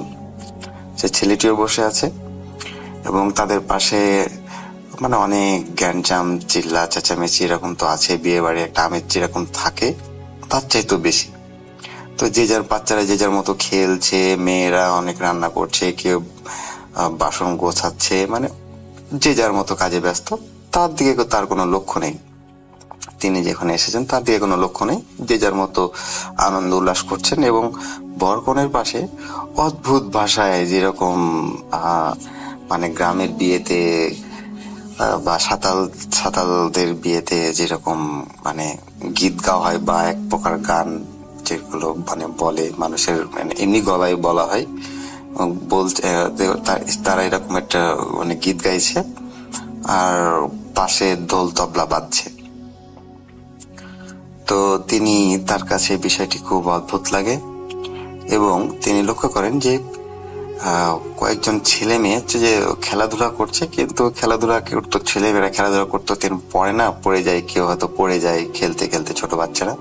তো তিনি লক্ষ্য করেন যে বাচ্চাগুলো পড়ে যাচ্ছে, সে বাচ্চাগুলো পড়ার পরে মানে কিরকম যেন ভ্যানিস্ট হয়ে যাচ্ছে, আবার কোন দিক থেকে সেই বাচ্চাটি আবার এসে হাজির হচ্ছে, এরকম কেউ কাউকে ধরতে যাইছে তখন সে আবার ভ্যানিস্ট হয়েছে। তো তখন তার কাছে মানে খটকা লাগে যে এরকম তো বিয়ে সে কোনোদিন দেখেনি বা কোনোদিন শুনেও নি। তখন তিনি বুঝতে পারেন যে তিনি অস্বাভাবিক একটি বিয়ের অনুষ্ঠানে বা অস্বাভাবিক একটা মানে জায়গায় তিনি এসে উপস্থিত হয়েছেন এবং তার ভিতরে অনেক ভয় কাজ করে এবং তিনি মানে এক প্রকার মানে কি করবেন বুঝে উঠতে পারেন না যে সময় আমার কি করা উচিত, পালাবো না কি করব। তো এরকম কথা চিন্তা করতে হতে মশে আল্লাহর নাম নিতে থাকে। তিনি একজন ধার্মিক, নামাজি ও দয়ালু ব্যক্তি ছিলেন এবং তাদের অনেক ধন সম্পত্তি ছিল, অনেক দূর দূরান্ত তাদের ধন সম্পত্তি। তো তিনি মানে এরকম চিন্তা করতে হতে সে বয়স্ক আলখাল্লা পড়া লোকটি তার সামনে এসে হাজির হয় এবং তার সামনে এসে তাকে আশ্বস্ত করেন যে আপনি ভয় পাওয়ার কিছু নেই, আমরা আপনার এই বটের গাছে, আপনাদের এই যে মাটির এই যে বটের গাছেই আমরা যেখানে বসবাস করি, এখানে আমাদের একটা মানে পুরো পাড়া, মানে পাড়া বলতে তাদের একটা মহল্লায়, মানে জিনেদের বাসা একটা মানে পাড়া একটা মহল্লা এটা তাদের। তো এখানে আমরা অনেক জিনের পরিবার আমাদের এখানে বসবাস, আপনাদের এই গাছেই আমরা থাকি। তো তার জন্য খুব মানে কৃতজ্ঞ, মানে তিনি যে আমগুলো দিয়েছেন এবং তাদের মানে বিয়েতে যে মিষ্টি নিয়ে হাজির হয়েছেন এই জন্য সে খুব কৃতজ্ঞ জানে এবং তার ব্যবহারে তারা খুব সন্তুষ্ট হয়েছে এবং তিনি তাকে আশ্বস্ত করেন যে আপনি ভয় পাবেন না, আপনার কোনো কিছু হবে না। এবং তাকে এও বলেন যে আমরা যেহেতু আপনাদের মানে গাছেই থাকি, সেহেতু আপনাদের 5 পিঁড়ি পর্যন্ত আমরা আপনাদেরকে হেফাজত করব, রক্ষা করব। কিরকম রক্ষা করব? জিন, তারপরে জিন পরি এগুলো তো আছেই, তারপরে চোর ডাকাত, মানে তাদের কোনো ক্ষতি হতে দেবে না, তাদের বংশের মানে বংশ, পুরো বংশ।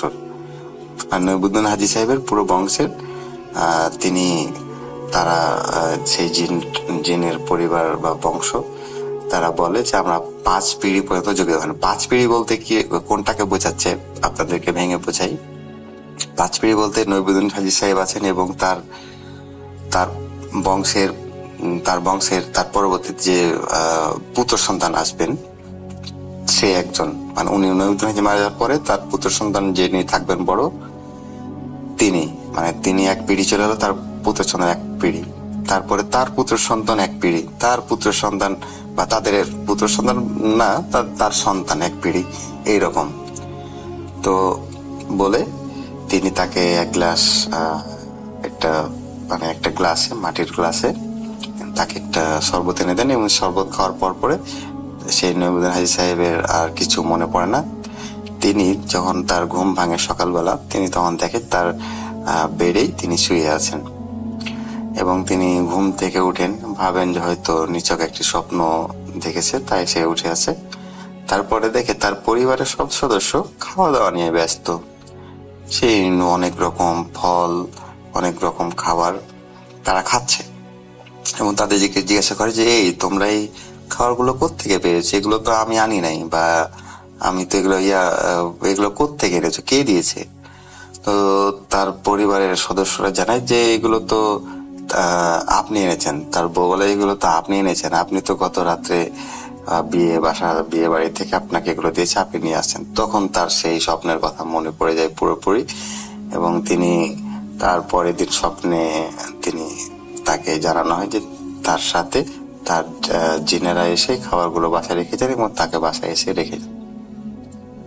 তো এইরকম কালের বিবর্তন হওয়ার পরে 3 পিঁড়ি জোগাড় পরে, মানে 3 পিঁড়ি পাড়া দেওয়ার পরে, মানে 3 পিঁড়ি বলতে নইবুদ্দিন হাজী সাহেব তার পরিবারের মানে সন্তান, তার পরিবারের সন্তান, মানে একজন সন্তানের বড় সন্তান তিনি তারা মারা যাওয়ার পরে 3 পিঁড়ি যখন হয়েছে এরকম, তখন তারা একটি ভুল কাজ করে বসেন। তারা সেই বটের গাছটি কেটে ফেলেন এবং সেই বটের গাছটি কেটে ফেলার পরে তাদের বংশ, যতগুলো বংশ আছে, তাদের আত্মীয় বংশ আছে, তাদের রক্তের বংশ, তো তাদের প্রত্যেকের বাসায় প্রতি রাত্রে ঢিল পড়া শুরু হয় এবং এক একজনের উপরে জিন ভর করে ওঠে যে তোরা এই কাজটি কেন করলি, তোরা এই গাছটি কেন কাটলি, তোদের পূর্বপুরুষ আমাদেরকে গাছটি দিয়ে গেছে, আমরা তোদের বংশকে পাহারা দেই, মানে তাদের শরীরে সেই জিনগুলো নেমে এক একজনের গায়ে এক এক দিন এরকম জিন নামতে থাকে এবং কেউ সারা রাত ঘুমাতে পারে না, তাদের পুরো বংশ সারা রাত ঘুমাতে পারে না, তাদের চালের উপরে ঢিল নিক্ষেপ হয়, সারা রাত ঢিল নিক্ষেপ হয় এবং সকালে দেখা যায় যে কোনো জায়গায় একটিও ঢিল পড়ে নাই এবং টিনেও কোনো জায়গায়, মানে টিনের চালা ও তাদের কোনো কিছু হয় না, অক্ষত অবস্থায় আছে। তো তারা একজন বিজ্ঞ আলেম দ্বারা তারা এই জিনের সাথে কথা বলতে সক্ষম হয় এবং সেই জিনটি তাদেরকে বলেন যে তারা যেহেতু ভুলটি করে ফেলেছেন, তাহলে এখন তাদের যেটা করণীয়, যে জায়গায় বটের গাছটি ছিল সেই জায়গাটিকে সেন্টার করে, মধ্যখান করে পুকুর খনন করতে হবে এবং পুকুর খনন করার পরে সে পুকুরে যখন পানিতে ভরে যাবে, তখন একটি নৌকা তৈরি করে সেই নৌকা নিয়ে গিয়ে সেই মধ্যেখানে সোনার চেরাগ জ্বালিয়ে রেখে চলে আসতে হবে। তাহলে তাদের এই অভিশাপ থেকে তারা মুক্তি পাবে, তাদের তারা যে গাছটি কেটে ভুল করেছে, এটা থেকে তাদেরকে ক্ষমা করা হবে। তো তাদের বংশের যারা ছিল সবাই তখন কেউ টাকা দিয়ে, পয়সা দিয়ে, কেউ ধান গম এগুলো দিয়ে, কেউ স্বর্ণ দিয়ে, যাদের স্বর্ণ ছিল তারা স্বর্ণ দিয়ে তারা একটা চেরাগ মানে বানায় এবং সেই বটের গাছটাকে সেন্টার করে তারা একটি বড় একটি পুকুর খনন করে ফেলে এবং পুকুর খনন করার পরেই বর্ষাকালে সে পুকুর পরিপূর্ণ হয় এবং তারা যখন এই সম্মতিটা দেয় তখন থেকে তাদের চালে ডিল পড়া বন্ধ হয়ে যায় এবং এই পুকুর খনন করার পরেই পানিতে যখন পূর্ণ হয় সেই পুকুরটি, তখন তারা একটি নৌকাতে গিয়ে তারা একটি চেরাগ ওখান থেকে জ্বালিয়ে আসে এবং চেরাগ জ্বালিয়ে আসার পরে তাদের পরিবারের যে বিলাত একজন সন্তান আছে, তার যে উপরে জিন ভর হয় এবং তিনি বলেন যে তোরা যে চেরাগটি দিয়েছিস, যে চেরাগটি স্বর্ণের নয়, তোরা স্বর্ণের চেরাগটি তোদের কাছে রেখে দিয়েছিস এবং তোরা যে ওই পিতলের চেরাগ নিয়ে এসে তোরা আমাদের সাথে ধোঁকাবাজি করেছিস এবং তোরা যে ধোঁকাবাজি করেছিস তোদের এই ফলস্বরূপ তোদের অভিশাপ দিয়ে গেলাম। আর তোদের যেহেতু 5 পিঁড়ি জোগানোর কথা ছিল, পাহারা দেওয়ার কথা ছিল, এখন থেকে সেটাও মানে বাদ, মানে তাদেরকে পাহারা দিবে না। এখন তারপরে তাদেরকে বলা হয় যে তোদের এই অভিশাপ দিয়ে গেলাম যে তোরা যতজন তোদের বংশে এবং যতদিন তোদের ভবিষ্যতে আসবে যত মানে পুরুষ এবং সকলেই পাগল হয়ে মারা যাবে। তো সত্যি তাই হয়, এখন পর্যন্ত ওদের পরিবারের যতজন মারা যায় সবাই মৃত্যুর আগে পাগল হয়ে যায়, পাগল হয়ে যাওয়ার পরে মারা যায়। একজন প্রায় জন্মের পর থেকে পাগল, আর কয়েকজন পাগল হয়ে মারা গেছে আমাদের চোখের সামনেই। আর তাদের এই যে পাহারা দেওয়ার কথাটা বলি, জিঞ্জার পাহারা দিত কিভাবে, তারা যখন মানে চোর যখন তাদের বাসায় চুরি করতে আসতো, কেউ হয়তো ছাগল চুরি করতে আসতো বা গরু চুরি করতে আসতো বা কেউ ধান গম চুরি করতে আসতো কুটি থেকে, তো চুরি করার পরে তারা ওইভাবে স্ট্যাচু হয়ে দাঁড়িয়ে থেকে যেত ওইভাবে সারা রাত। এবং তাদের পরিবারের কেউ যখন একজন নামাজ পড়ার জন্য বা সকালবেলা বা প্রসাব পায়খানা করার জন্য তারা যখন বের হতো, তখন তারা দেখতো চোর দাঁড়িয়ে আছে এবং তারা যখন দেখতো ভালোভাবে যে হ্যাঁ চোর দাঁড়িয়ে আছে, তখন সেই চোরটি মানে পালাতে শুরু করতো এবং আবার সে যখন দেখতো যে ধরা ছোঁয়ার বাইরে চলে আসে, তখন সেই চোর আবার স্ট্যাচু থেকে যেত এবং সেই লোকটি যখন মানুষজন ডাকার পরে জমা হওয়ার পরে যখন মানুষজন জমা হচ্ছে যেত, তখন সেই চোরটি আবার জিনগুলো সেই চোরটিকে আবার ছেড়ে দিত এবং সেই চোরটি ধরা পড়ে যেত। এভাবে তাদের বংশের পাহারা দিত সেই মানে জিনগুলো। তাদের বংশে কোনো সময় সেই 3 পিঁড়ি কোনো দিনও চুরি করতে পারেনি, সেই 3 পিঁড়ি পর্যন্ত। এবং তাদের এই মানে বিয়াদবি বা দিনের সাথে ধোঁকাবাজি করার কারণে 5 পিঁড়ি পাহারা দেওয়ার কথা ছিল এবং সেই জিনগুলি ধোঁকাবাজির জন্য 3 পিঁড়ি পাহারা দেয় এবং বাকি 2 পিঁড়ি তারা আর পাহারা দেয়নি। এইভাবে তাদের বংশকে রক্ষা করেছিল। এখন পর্যন্ত রাসেল ভাই তাদের বংশে যতজন মারা যায় সকলে পাগল হয়ে মারা যায়। এগুলো আমাদের স্বচক্ষে প্রমাণ এবং এই বংশের গ্রামেই আমাদের বাসা এবং আমাদের গ্রামের অধিকাংশ গ্রামের আশেপাশে বাগান বলেন, ধানের জমি বলেন, সব প্রায় জমি সম্পদ এই বংশটির। তো এই বংশটিকে আমাদের গ্রামে পাগল বংশ বলা হয় বা পাগলা বংশ বলা হয়। তো এই ছিল আমার ঘটনা। এই ঘটনাটি আমি প্রথম শেয়ার করছি। আসসালামু আলাইকুম।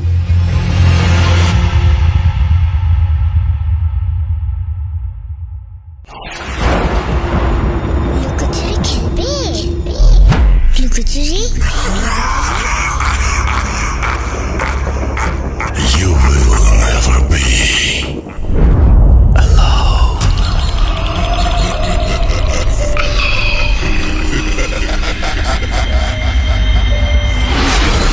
Put.com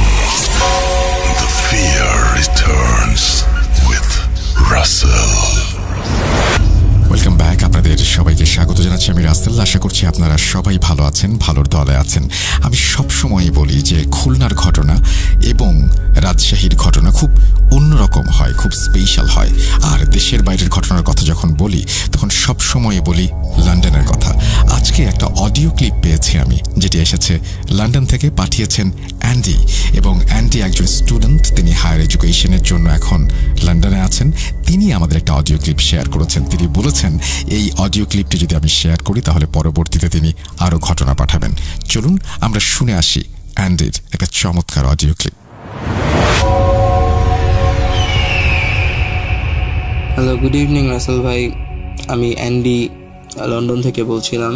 সো বেসিকলি আমার সাথে ভৌতিক অলৌকিক ঘটনা দেশে থাকতেও কিছু হয়েছে, অ্যান্ড সেগুলা হয়তো বা তেমন মেজর কিছুটা, বা এটা যদি সিলেক্টেড হয় আমি অন্য একটা অডিও ক্লিপে অবশ্যই বলবো অথবা লিখে পাঠাবো। সো আজকে যে ঘটনাটা আমি শেয়ার করতেছি সেটা হচ্ছে গত মিড অফ অগস্ট অথবা মিড অফ অগস্টের একটি ঘটনা। তো আমি শুরু করলাম। তো মিড অফ অগস্ট এই বছরেই আমি থাকি ইস্ট হ্যামে। সো আমি উলউইচ নামে একটা এরিয়াতে যাই একটা ব্যক্তিগত কাজে।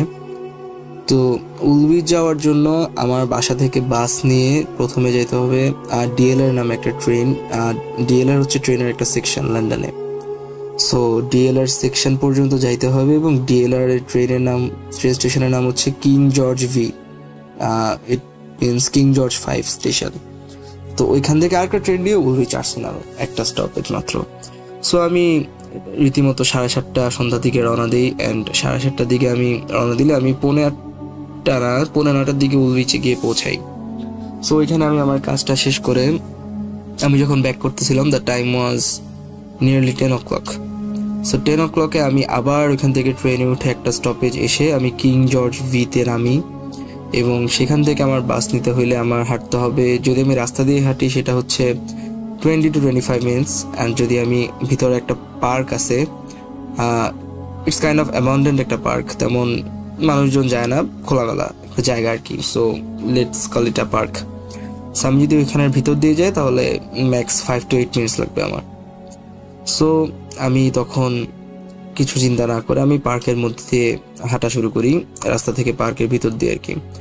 সো এখানে একটা পয়েন্ট হচ্ছে, আমি যখন ট্রেন স্টেশন দিয়ে নামতেছিলাম তখন সামহাও কোনো একটা ভাবে সিঁড়ির হ্যান্ডেল কিছু একটা সাথে বাড়ি খেয়ে আমার হাতের আঙ্গুল একটু কেটে যায়। সো এখান থেকে হালকা ব্লিডিং হইতেছিল, খুব বেশি না, একদম হালকা। সো যখন আমি পার্ক দিয়ে হাঁটতেছি তখন আমার মনে হইতেছিল যে অনেকগুলা চোখ আমাকে দেখতেছে, অ্যান্ড আমি সারাও এখানে অনেক শক্তির অস্তিত্ব আছে, যেটা আমি একদম ক্লিয়ারলি ফিল করতেছি যে ব্যাপারটা আছে। যদি কেউ না থাকে তাহলে অনুভূতিটা এমন থাকবে যে সব পুরো পরিবেশটা খা করতেছে অন্ধকারে। ব্যাপারটা এরকম না, ব্যাপারটা হচ্ছে অন্ধকার অনেক, বাট আমি বুঝতেছি যে there are so many people around me. And এখানে একটা প্রোগ্রাম বা অনুষ্ঠান হইলে বা একটা মেলা হইলে যেরকম একটা অনেক কোলাহল থাকে, আমি এই জিনিসটাই আমি ফিল করতেছিলাম। সো তখন আমি বুঝছি যে I think there is something wrong, and এখানে একটা প্রবলেম হবে। সো আমি তৎক্ষণাৎ আমার ফোন বের করে জাস্ট ম্যাপটা অ্যাক্সেস করার ট্রাই করি, অ্যান্ড আমি তখন দেখতেছিলাম যে আমার ফোনে কোনো নেটওয়ার্কই পাইতেছে না, অ্যান্ড ম্যাপটা জাস্ট ঘুরতেছে আরও চিহ্নটা, অ্যান্ড কোনোভাবেই এটা কোনো দিক বেদিক আমি বুঝতেছি না। সো আমি তখন পার্কের মধ্যে খুব জোরে হাঁটা শুরু করি, অ্যান্ড পিছনে আমি তাকাই না, খুব জোরে আমি হাঁটা শুরু করি। আর সামহাও আমি ঘড়ি অনুযায়ী আমি প্রায় 40 মিনিট ওই পার্কের মধ্যে হাঁটাহাঁটি করি, অ্যান্ড এই 40 মিনিট আমি বের হওয়ার কোনো দিক খুঁজে পাই নাই। এই 40 মিনিটের মধ্যে আমি যখন জোরে হাঁটতেছিলাম, একবার এদিক একবার ওই দিক, আমি শুনতেছিলাম যে প্রথমবার আমার একটা আন্টি যে 2017 or 2018-এ কোলাপস করছিল, সে আমাকে ডাকতেছে 2বার। দেন আমি শুনতেছিলাম আমার দাদি আমাকে ডাকতেছে, অ্যান্ড লাস্ট টাইম যখন আমি শুনতেছি যে আমার প্রেমিকা আমাকে ডাকতেছে, ওর ভয়েস, অ্যান্ড ঠিক তখন আমি কিছুক্ষণের জন্য আমি ভাবছি আমার পিছে তাকানো উচিত, বাট সামহাউ আমি পিছনে তাকাই নাই, কজ ওই ডাকটা ছিল 2বার। অ্যান্ড এটা যদি কোনোভাবে 3 বার হইতো then it could be a human, but যখন 2 বার আমি ডাকটা শুনছি অ্যান্ড আমি যখন প্রচুর ভয় পাই অ্যান্ড আমি মানে দৌড় শুরু করি। সো দৌড়াইতে দৌড়াইতে আমি কোনো একভাবে একটা দেয়ালের ভাঙা অংশ দেখতে পাই এবং সেখান দিয়ে এক লাফ দিয়ে কোনোভাবে বাইরে এসে পৌঁছাই।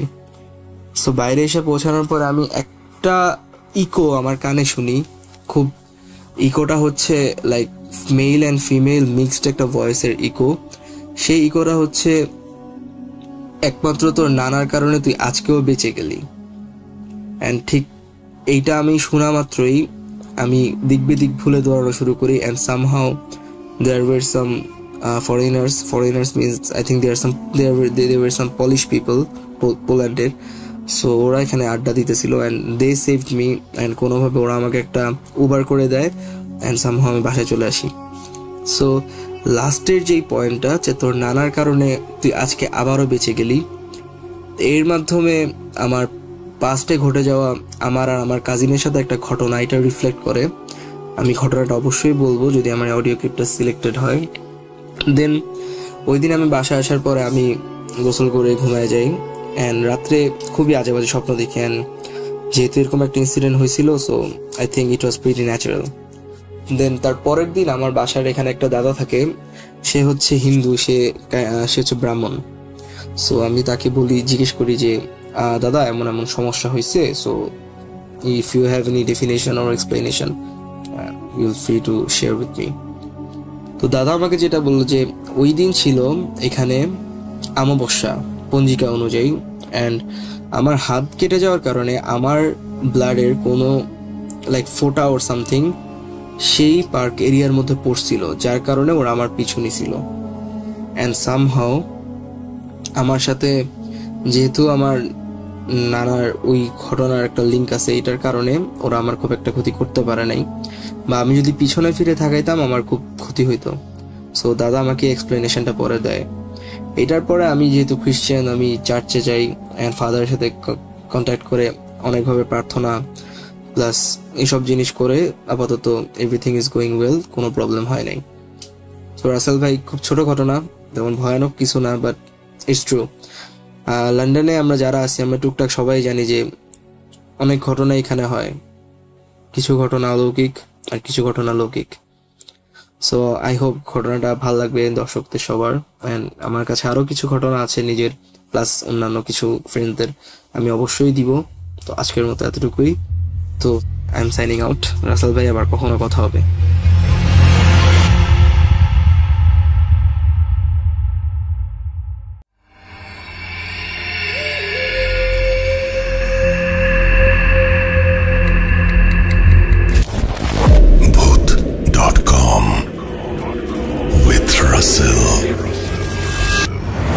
Welcome back. আপনাদের সবাইকে স্বাগত জানাচ্ছি আমি রাসেল। আশা করছি আপনারা সবাই ভালো আছেন এবং ভালোর তলে আছেন। অনেক দিন থেকেই তানভীর তুষারকে আমি ঘটনা পাঠাতে বলছিলাম, তো যেহেতু আমরা ভয়ের 4 রাত করছি, একটা স্পেশাল ইভেন্ট, এবং সেইখানে তানভীর তুষার হঠাৎ করে একটা ঘটনা পাঠিয়ে দিয়েছেন। না, লিখে পাঠাননি, সরাসরি বলে পাঠিয়েছেন এবং এডিটও করেছেন তিনি নিজে, এবং সেই সাথে তিনি এডিটের মধ্যে বেশ কিছু এক্সপেরিমেন্টও করেছেন। যদি ভালো লাগে অবশ্যই কমেন্ট সেকশনে জানাবেন, আর আরও ভালো লাগলে শেয়ার করবেন বন্ধুদের সাথে। আমরা চলে যাব তানভীর তুষারের ঘটনায়।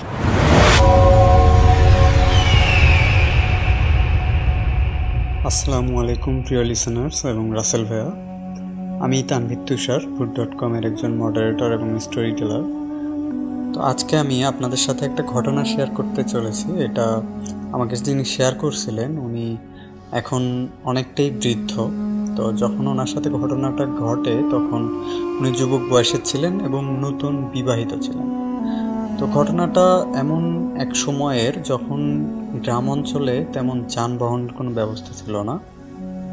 ওনার ভাষ্যমতে তখন গ্রামের অধিকাংশ রাস্তা ছিল যে এক পাশে ফসলি জমি, অথবা দেখা যাচ্ছে যে 2 পাশেই জঙ্গল, মাঝখান দিয়ে রাস্তা, বা এক পাশে ফসলি জমি আবার অন্য পাশে জঙ্গল, এই রকম কিছু রাস্তাঘাট তখন ছিল। এবং গ্রামগুলো অনেক দূরে দূরে ছিল, মানে একটা গ্রাম থেকে অন্য গ্রাম অনেক দূরে ছিল, এবং বাড়িঘরও তেমন একটা ছিল না।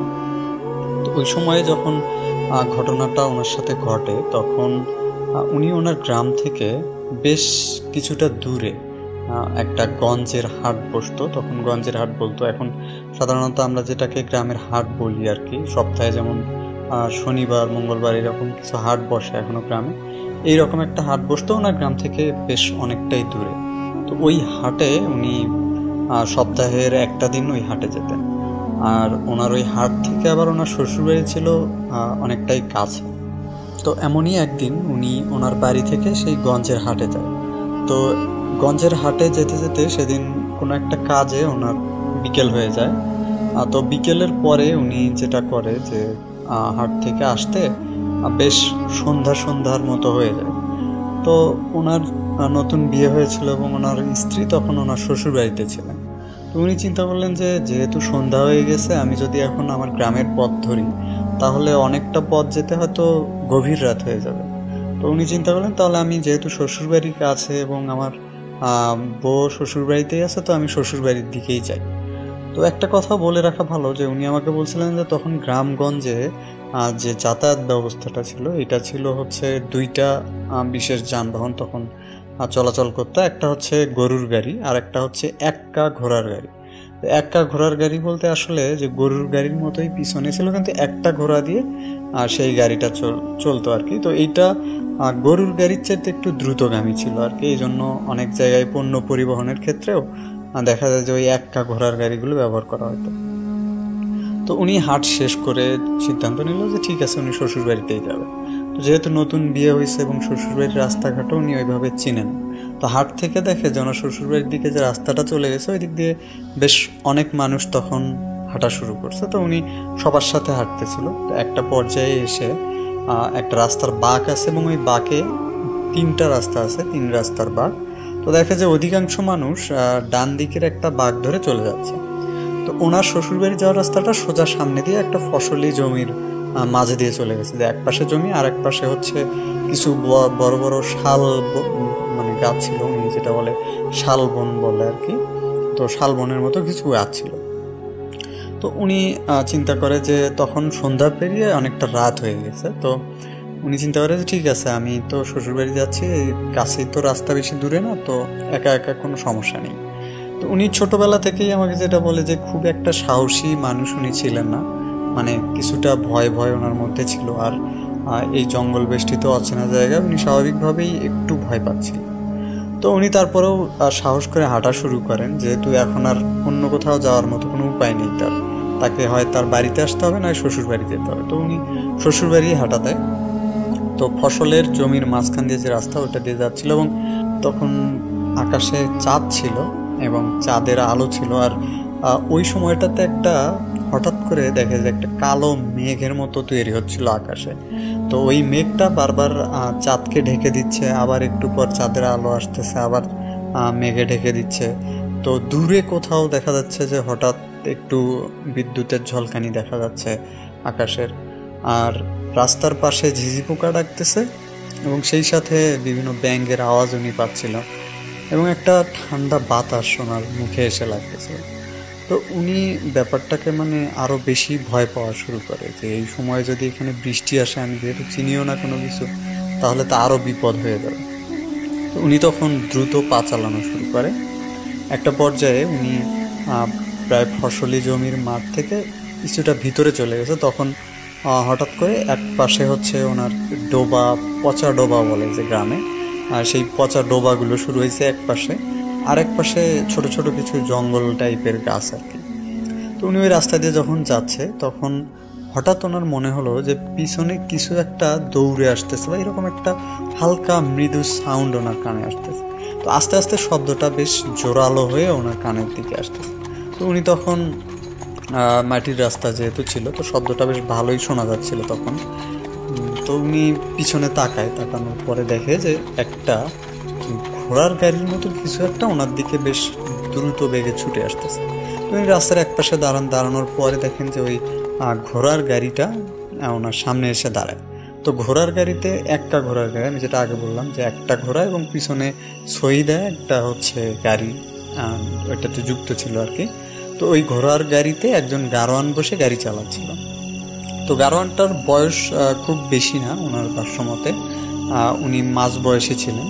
তো ওই গারোয়ানটা ওনার সামনে এসে ওই ঘোড়ার গাড়িটা দাঁড় করানোর পরে ওনাকে বলেন যে ভাই আপনি এত রাতে এইদিকে কই যাচ্ছেন?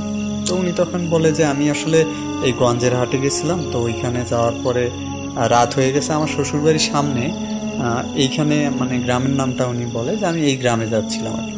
তো তখন ঘোড়ার গাড়ির ওই চালক বলে যে ঠিক আছে, আকাশের অবস্থা তো খুব একটা ভালো না, মনে হয় যে একটু পরেই বৃষ্টি আসবে, তো আপনি চাইলে আমার ঘোড়ার গাড়িতে উঠতে পারেন, আমি ওই গ্রামের দিকেই যাব, তবে ঠিক গ্রামে যাবো না, তার একটু আগে আপনাকে নামাই দিয়ে আমি অন্যদিকে চলে যাবো, আপনি যদি চান তাহলে আমার সাথে আসতে পারেন।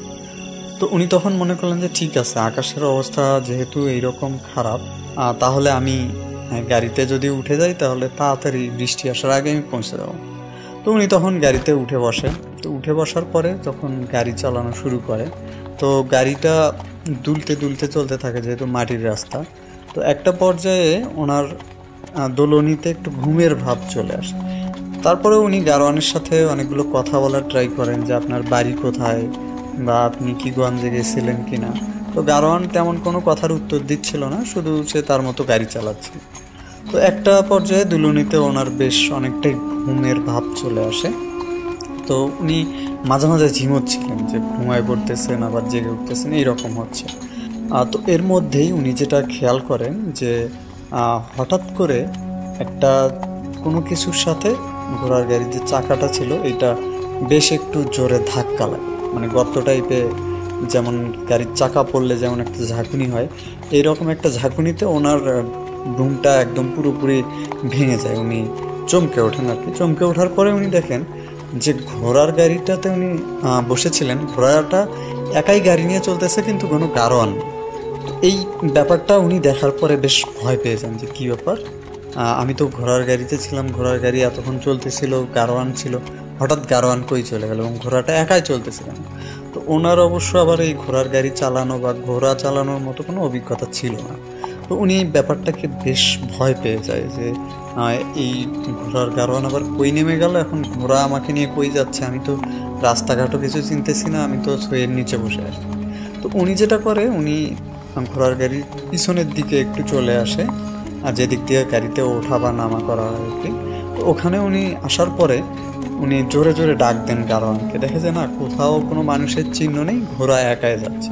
উনি যখন ডাকাডাকি শুরু করেন তখন একটা অস্বাভাবিক ব্যাপার খেয়াল করেন যে ঘোড়াটা তখন আর রাস্তায় নেই, রাস্তা থেকে একটা মানে ছোট ছোট ঘাসের ফসলি মাঠের মতো কিছু একটা, বা যে জঙ্গলের মধ্যে, বড় বড় জঙ্গলের মধ্যে যে ছোট ছোট গাছ থাকে, জঙ্গল টাইপের, হাঁটু সমান হয় আর কি, ওই রকম জঙ্গলার ভিতর দিয়ে ঘোড়ার গাড়িটা তখন ছুটে চলছে।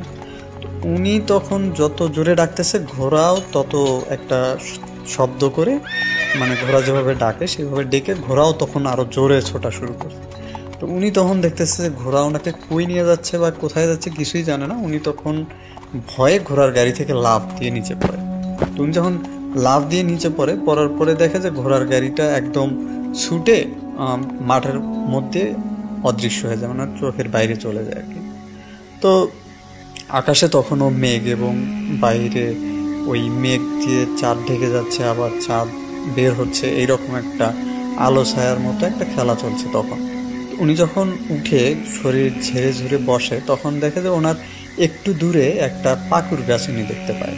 তো চাঁদের আলোয় উনি বুঝতে পারে পাকুর গাছ, কারণ পাকুর গাছের পাতা, যারা দেখেছে আর কি তারা জানে যে পাতা একটু লেজের মতো আছে। তো উনি এটা দেখে বলছে যে এটা পাকুর গাছ, এবং বাতাসে সেই পাকুর গাছগুলো পাতাগুলো নড়তেছিল, আর সেই সাথে ঝিঝি পোকার ডাক এবং অনবরত ব্যাঙের একটা ডাক, বাতাসের শব্দ, এরকম কিছু একটা ওনার কানে ভেসে আসে। চারপাশটা খুবই নিস্তব্ধ ছিল, কিন্তু এই শব্দগুলো ওনাকে আরো বেশি ভয় ধরিয়ে দিচ্ছিল। তো উনি উঠে তখন পাকুর গাছের দিকে যায়, যে বোঝার চেষ্টা করে যে আসলে উনি কোথায় আসছে বা এই জায়গাটা কোথায়। তো তারপরে দেখে যে ওই জায়গাটা একটা দ্বীপের মতো, রাস্তা অনেকটা দূরে, উনি চাঁদের আলোয় মাটির রাস্তাটা সাদা সাদা দেখতেছে বেশ খানিকটা দূরে, আর রাস্তাটা একটা আলপথের মতো নেমে আসছে, কিন্তু যে পথটা নেমে আসছে ওটাও বেশ চওড়া আর কি, ওই জঙ্গল টাইপের। তো এইখানে উনি আসার পরে যেটা খেয়াল করে যে ফসলি জমির সাথে একটা, আমরা গ্রাম্য ভাষা আগে বলতাম ডেরা বলতাম আর কি, এটা সাধারণত পলিথিন অথবা কাপড় দিয়ে যেমন এখনকার বেদেরা যেমন একটা ঘর বেঁধে থাকে, ওই রকম গ্রাম অঞ্চলেও তখন ডেরা ছিল, যেটাতে মানুষ ফসল পাহারা দেওয়ার জন্য বা যে কোনো কিছু পাহারা দেওয়ার জন্য একটা ডেরা বেঁধে থাকে। ওই রকম একটা ডেরা উনি দেখে যে পাকুর গাছ থেকে কিছুটা দূরে একটা ফাঁকা জায়গায় এবং ওই মাঠের এক কর্নারে ওই ডেরাটা পোতা আছে। উনি চিন্তা করে যে কি ব্যাপার, এখানে আবার ডেরা আছে, তার মানে এখানে তো লোকও আছে। তো উনি ডাকার চেষ্টা করে যে ভাই কেউ আছেন কিনা, তো কোনো সারা শব্দ পায় না। এর মধ্যেই যেটা হয় যে হঠাৎ করে মানে একটা কোথাও কাছে কোথাও একটা বাজ পড়ার শব্দ, উনি চমকে ওঠে বাজ পড়ার শব্দে। চমকে ওঠার পরে ওনার খেয়াল হয় যে আকাশে মানে মেঘ বেশ কালো হয়ে ঘনে আসতেছে এবং এর মধ্যেই একটা ঠান্ডা দমকা বাতাস ওনার শরীরে লাগে। তো এর মধ্যে বুঝতে পারে যে হয়তো দূরে কোথাও বৃষ্টি হচ্ছে এবং সেই বাতাসটাই ঠান্ডা হয়ে ওনার শরীরে এসে লাগতেছে। উনি চিন্তা করে যে এখন যদি বৃষ্টি আসে তাহলে ওই ডেরার মধ্যেই তাকে ঢুকতে হবে, তাছাড়া তো আশেপাশে ওইভাবে আর কোনো কিছু উনি দেখতেছেন।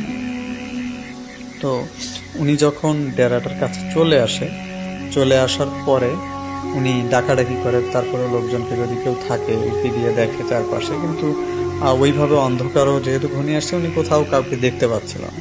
এর মধ্যেই ওনার শরীরে কয়েক ফোঁটা বৃষ্টির পানি পড়া শুরু করে। উনি তখন ডেরার মধ্যে ঢুকে দেখে যে না, এখানে কিছু খড় বিছানো আছে আর কি, যেমনটা মানুষ সাধারণত ডেরার মেঝেতে করে রাখে যে শোয়ার জন্য অথবা বসার জন্য কিছু খড় ছিটায় রাখে। তো তার উপরে কাঁথা বিছায় ওইখানে থাকে, কাঁথা ছিল না তবে খড় বিছানো ছিল। তো উনি ওই খড়ের মধ্যে যে বসে, এর মধ্যেই বাহিরে তুমুল বেগে বৃষ্টি শুরু হয়ে যায় এবং এই ডেরার যে উপরের যে পলি বা কাপড় টাইপ যেটা ছিল তার উপরে বৃষ্টির ফোঁটার যে ঝমঝম শব্দ, এটা উনি তখন ভিতরে বসে শুনতে পাচ্ছেন। এর মধ্যেই হঠাৎ ওনার খেয়াল হয় যে দূরে একটা কোথাও ঠিক পেঁচা ডেকে উঠতেছে। তো তখন গ্রামের মানুষ এই পেঁচা রাত্রেবেলা ডাকার যে ব্যাপারটা, এটাকে অনেকেই কুসংস্কারচ্ছন্ন হয়ে বলতো যে এটা অশুভ একটা লক্ষণ। তো অনেকেই এই জিনিসটা এড়িয়ে চলতো, বা পেঁচা যদি কারো বাড়িতে ডাকতো অনেকে এটা খুব ভালোভাবে নিত না এবং ভয়ের একটা প্রতীক ছিল তখন গ্রামে। তো ওনার ওই পেঁচার ডাকটা খুব ভয় লাগে আরও। আমি যেহেতু আগেই বলছিলাম উনি অনেকটা ভীতু প্রকৃতির মানুষ ছিল, তো পেঁচার ডাকটাও ওনার কাছে অনেকটা ভয় লাগা শুরু করে। এর মধ্যেই উনি খেয়াল করে যে ওনার চারপাশে কিছু একটা খসখস করে বেড়াচ্ছে এবং হঠাৎ করে একটা শেয়াল ডেকে ওঠে খুব কাছে এবং তার সাথে সাথে আরও কয়েকটা শেয়াল ডেকে ওঠে। তো পেঁচার ডাকটাও পেঁচার পাখির ঝাপটানোর শব্দ হচ্ছে এবং সেটা আশেপাশেই কোথাও আরও করুণভাবে ডাকতেছে। এই শব্দতে উনি অনেকটা ভয় পেয়ে যায় যে আসলে এখানে কি হচ্ছে, এই বৃষ্টির মধ্যে শেয়াল এভাবে ডাকতেছে আবার পেঁচা ডাকতেছে, এটা তো অনেকটা ওনার কাছে খুব ভয়ানক ব্যাপার লাগে যে তারা তো এই বৃষ্টির মধ্যে বের হওয়ার কথা না। উনি তখন দেখার জন্য ওই যে ডেরার মধ্যে ছিল ওই ডেরার মধ্যে থেকে মাথাটা বের করেন। তো বাইরে অনেকটাই অন্ধকার ছিল তখন। তো এর মধ্যে উনি কয়েকবার খেয়াল করে যে বাইরে বাজ পড়তেছে এবং সেই সাথে ওই যে বিদ্যুৎ চমকানোর যে আলোটা এইটা হচ্ছে মাঝে মাঝে। উনি যখন মাথাটা বের করে দেয় দেখার জন্য, হঠাৎ ওই বিদ্যুৎ চমকানোর আলোয় উনি দেখেন যে ওনার ডেরা থেকে বেশ কয়েক হাত দূরে ওই পাকুর গাছের পাশে একটা সাদা কিছু একটা দাঁড়ায় আছে। উনি এটা হঠাৎ করে চোখে কয়েক সেকেন্ডের জন্য দেখে বেশ ভয় পেয়ে যায় এবং মনে করে যে এটা হয়তো চোখের ভুল, যে হঠাৎ আলোতে কিছু একটা উনি দেখছেন। এর মধ্যেই আবার উনি খেয়াল করেন কিছুক্ষণ পর আবার একটা বাজ পড়ে এবং সব মানে ওই আলোতে উনি দেখেন যে স্পষ্ট দেখেন যে না, কোনো একটা অবয়ব যেটা একদম সাদা সেটা ওখানে দাঁড়ায় আছে গাছের নিচে। তো উনি এবার বেশ ভয় পাওয়া শুরু করেন। ততক্ষণে পেঁচাটাও আরও জোরে ডাকা শুরু করছে আর কি।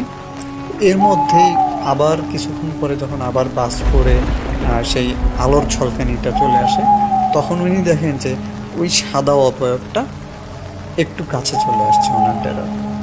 এর একটু পরে আরেকটা ঝলকানিতে উনি দেখেন যে আরেকটু কাছে চলে আসছে এবং এবার তিনি স্পষ্টভাবে দেখতে পারেন যে এটা আসলে একটা কাফন করা লাশ, যেটা সোজা হয়ে দাঁড়ায় আছে, মানে কাফন করা অবস্থায় সোজা হয়ে দাঁড়ায় আছে, তার মুখ নেই এবং পুরো শরীরটা ঢাকা সাদা কাপড়ে। এইটা দেখে উনি এবার প্রচণ্ড রকমের ভয় পেয়ে যান। তো ভয় পাওয়ার পরে উনি যেটা করে এক লাফে ওনার যে ডেরার পিছনের দিকটা ছিল ওই পিছনের দিকের যে জায়গাটা ছিল ওটা ভেঙে উনি বের হয়ে দিক বিদিক শূন্য হয়ে উনি রাস্তার দিকে দৌড়াইতে শুরু করে। রাস্তার দিকে যখন দৌড়াইতে শুরু করে পিছনে উনি তাকাচ্ছিল এবং ওই যে হঠাৎ করে একটু করে আলো আসতেছিল, বিদ্যুৎ চমকাচ্ছিল এবং সেই আলোতে উনি দেখতেছিল যে ওই যে লাশটা ছিল কাফন করা ওটাও অনেকটা দৌড়ের ভঙ্গিতে কিন্তু হালকা বাতাসে ভেসে ভেসে ওনার পিছে পিছে আসতেছে। তো এইটা দেখে উনি আরও জোরে দৌড়ানো শুরু করে এবং একটা পর্যায়ে দেখে যে উনি রাস্তায় যখন ওঠে তখন দেখে যে রাস্তার ঠিক পিছন দিক থেকে ওই ঘোড়ার গাড়ির শব্দ করে একটা মানে কিছু একটা দৌড়ে আসতেছে। উনি অনেকটা দেখতে পারেন কাছে আসলে যে ওটা একটা ঘোড়া এবং ওই ঘোড়াটার সমস্ত শরীরে আগুন জ্বলতেছে এবং ঘোড়াটার ওই আগুন জ্বালানো অবস্থা ওনার পিছে পিছে দৌড়ানো শুরু করে এবং উনি এক পাশে দেখে যে ওই কাফন করা লাশটাও ওনার পিছনে ভেসে আসতেছে। তো উনি আরও জোরে দৌড়ানো শুরু করে। তো একটা পর্যায়ে উনি পা পিছলে রাস্তার উপরে পড়ে যায়, যেহেতু বৃষ্টি পড়তেছিল তখনও। তো পড়ে যাওয়ার পরে হঠাৎ করে দেখে যে ঘোড়াটা আগুন জ্বলা অবস্থায় মানে অনেকটা জোরে দৌড়ে ওই গাড়িটা সহ ওনার কাছে চলে আসে এবং ওই যে কাফন করা লাশটা ছিল ওই লাশটা হঠাৎ করে ওই ঘোড়ার গাড়ির উপরে লাফ দিয়ে উঠে যায় কাফন করা অবস্থা। এইটা দেখে উনি প্রায় ছেঁচড়াইতে অনেকটা যে আবার উঠে দৌড়ানো শুরু করেন। তো এর মধ্যেই হঠাৎ একটা বাজ পড়ে এবং বাজ পড়ার পরে উনি পিছনের দিকে তাকায় দেখে যে ওখানে আর কিচ্ছু নেই। উনি ততক্ষণে আরও জোরে দৌড়ানো শুরু করে সামনের দিকে। তো দৌড়াইতে উনি সামনে মানে ওই বিদ্যুতের চমকানোর আলোতে একটা কুড়ে ঘর টাইপের কিছু একটা দেখতে পায়, যেমন হচ্ছে ছনের আগে যেমন ছিল সেই ছনের চালা এবং পাটকাঠির দেয়াল ছিল, সেটাতে মাটিতে লেপা ছিল পাটকাঠির উপরে। তো এইরকম কিছু একটা ওনার নজরে আসে। উনি তখন দৌড়ে ওখানে চলে যায়। তো চলে যাওয়ার পরে উনি ওই বাড়ির দরজায় জোরে জোরে টোকা দিতে থাকে এবং ডাকতে থাকে যে কেউ আছে কিনা বাড়িতে। তো তখনই হঠাৎ করে কিছুক্ষণ ডাকার পরে একটা বৃদ্ধ লোক উনি রুমের দরজাটা খুলে বলে যে কী ব্যাপার, আপনি কে, এত রাতে এখানে কেন? তো উনি তখন বলে যে আমি গঞ্জ থেকে আমার শ্বশুরবাড়ি যাচ্ছিলাম, প্রতিমধ্যে আমার পিছনে কিছু একটা পিছু নিছে এবং ভয়ানক কিছু, আমি সেই তাড়া খেয়ে এখানে আসি। তখন বৃদ্ধ লোকটা ওনাকে রুমের মধ্যে নেয় এবং কিছু শুকনা কাপড় দেয় ওনাকে, গামছা দেয় গামছার জন্য। তারপরে উনি ওই বৃদ্ধ লোকটাকে বিস্তারিত খুলে বলে যে এইরকম অবস্থা। ওই বৃদ্ধ লোকটা তখন ওনাকে বলে যে তুমি তাহলে সম্ভবত বাসের আলীর খপ্পরে পড়ছে। তো ইনি অনেকটা অবাক হয়ে জিজ্ঞেস করে আসলে বাসের আলীর খপ্পরে মানে? তখন ওই বৃদ্ধ লোকটা বলে যে আমাদের এই গ্রামে একজন এক্কা গাড়ি চালক ছিল, অনেক আগে থেকে উনি ঘোড়ার গাড়ি চালাতো, বিশেষ করে গঞ্জের হাটে যে কোনো জিনিসপত্র বা মানুষ নিয়ে যাওয়া বা হাট থেকে কিছু নিয়ে আসা এরকম কাজ করতো। এরকম বর্ষার একটা দিনে উনি রাত্রেবেলা গঞ্জ থেকে ফেরার সময় উনি একাই ছিলেন এক্কা গাড়িতে, ঘোড়া নিয়ে আসার সময় হঠাৎ রাস্তার মধ্যে একটা বাজ পড়ে উনি সহ ওনার ঘোড়া রাস্তার পাশে মরে পড়েছিল। তো সকালে গ্রামের মানুষজন রাস্তা দিয়ে হেঁটে যেতে ওনাকে দেখে ওখানে পড়ে থাকতে। এরপরে আসলে তুমি যে বট গাছের না পাকুর গাছের কথাটা বললে, সেই পাকুর গাছটা আসলে একটা কবরস্থান ওখানে পাশে। তো ওই কবরস্থানে ওই বাসের আলীকে কবর দেওয়া হয় এবং শোনা যায় যে ওনার ঘোড়াটাকে ওই কবরস্থানের পাশে কোথাও পুঁতে ফেলা হয় আর কি। তারপর থেকেই অনেকেই এরকম ঝড়ের রাতে, গভীর রাতে যদি কেউ একা আসে তাহলে ওনাকে এবং ওনার ঘোড়াটাকে অনেকেই দেখে। তো তুমি হয়তো একা আসছো এবং জানো না, নতুন মানুষ, এই জন্যে তুমিও এই জিনিসটার সাথে জানো তোমার দেখা হয়েছে, যেহেতু আজকে রাতেও এরকম একটা বর্ষা চলতেছিল।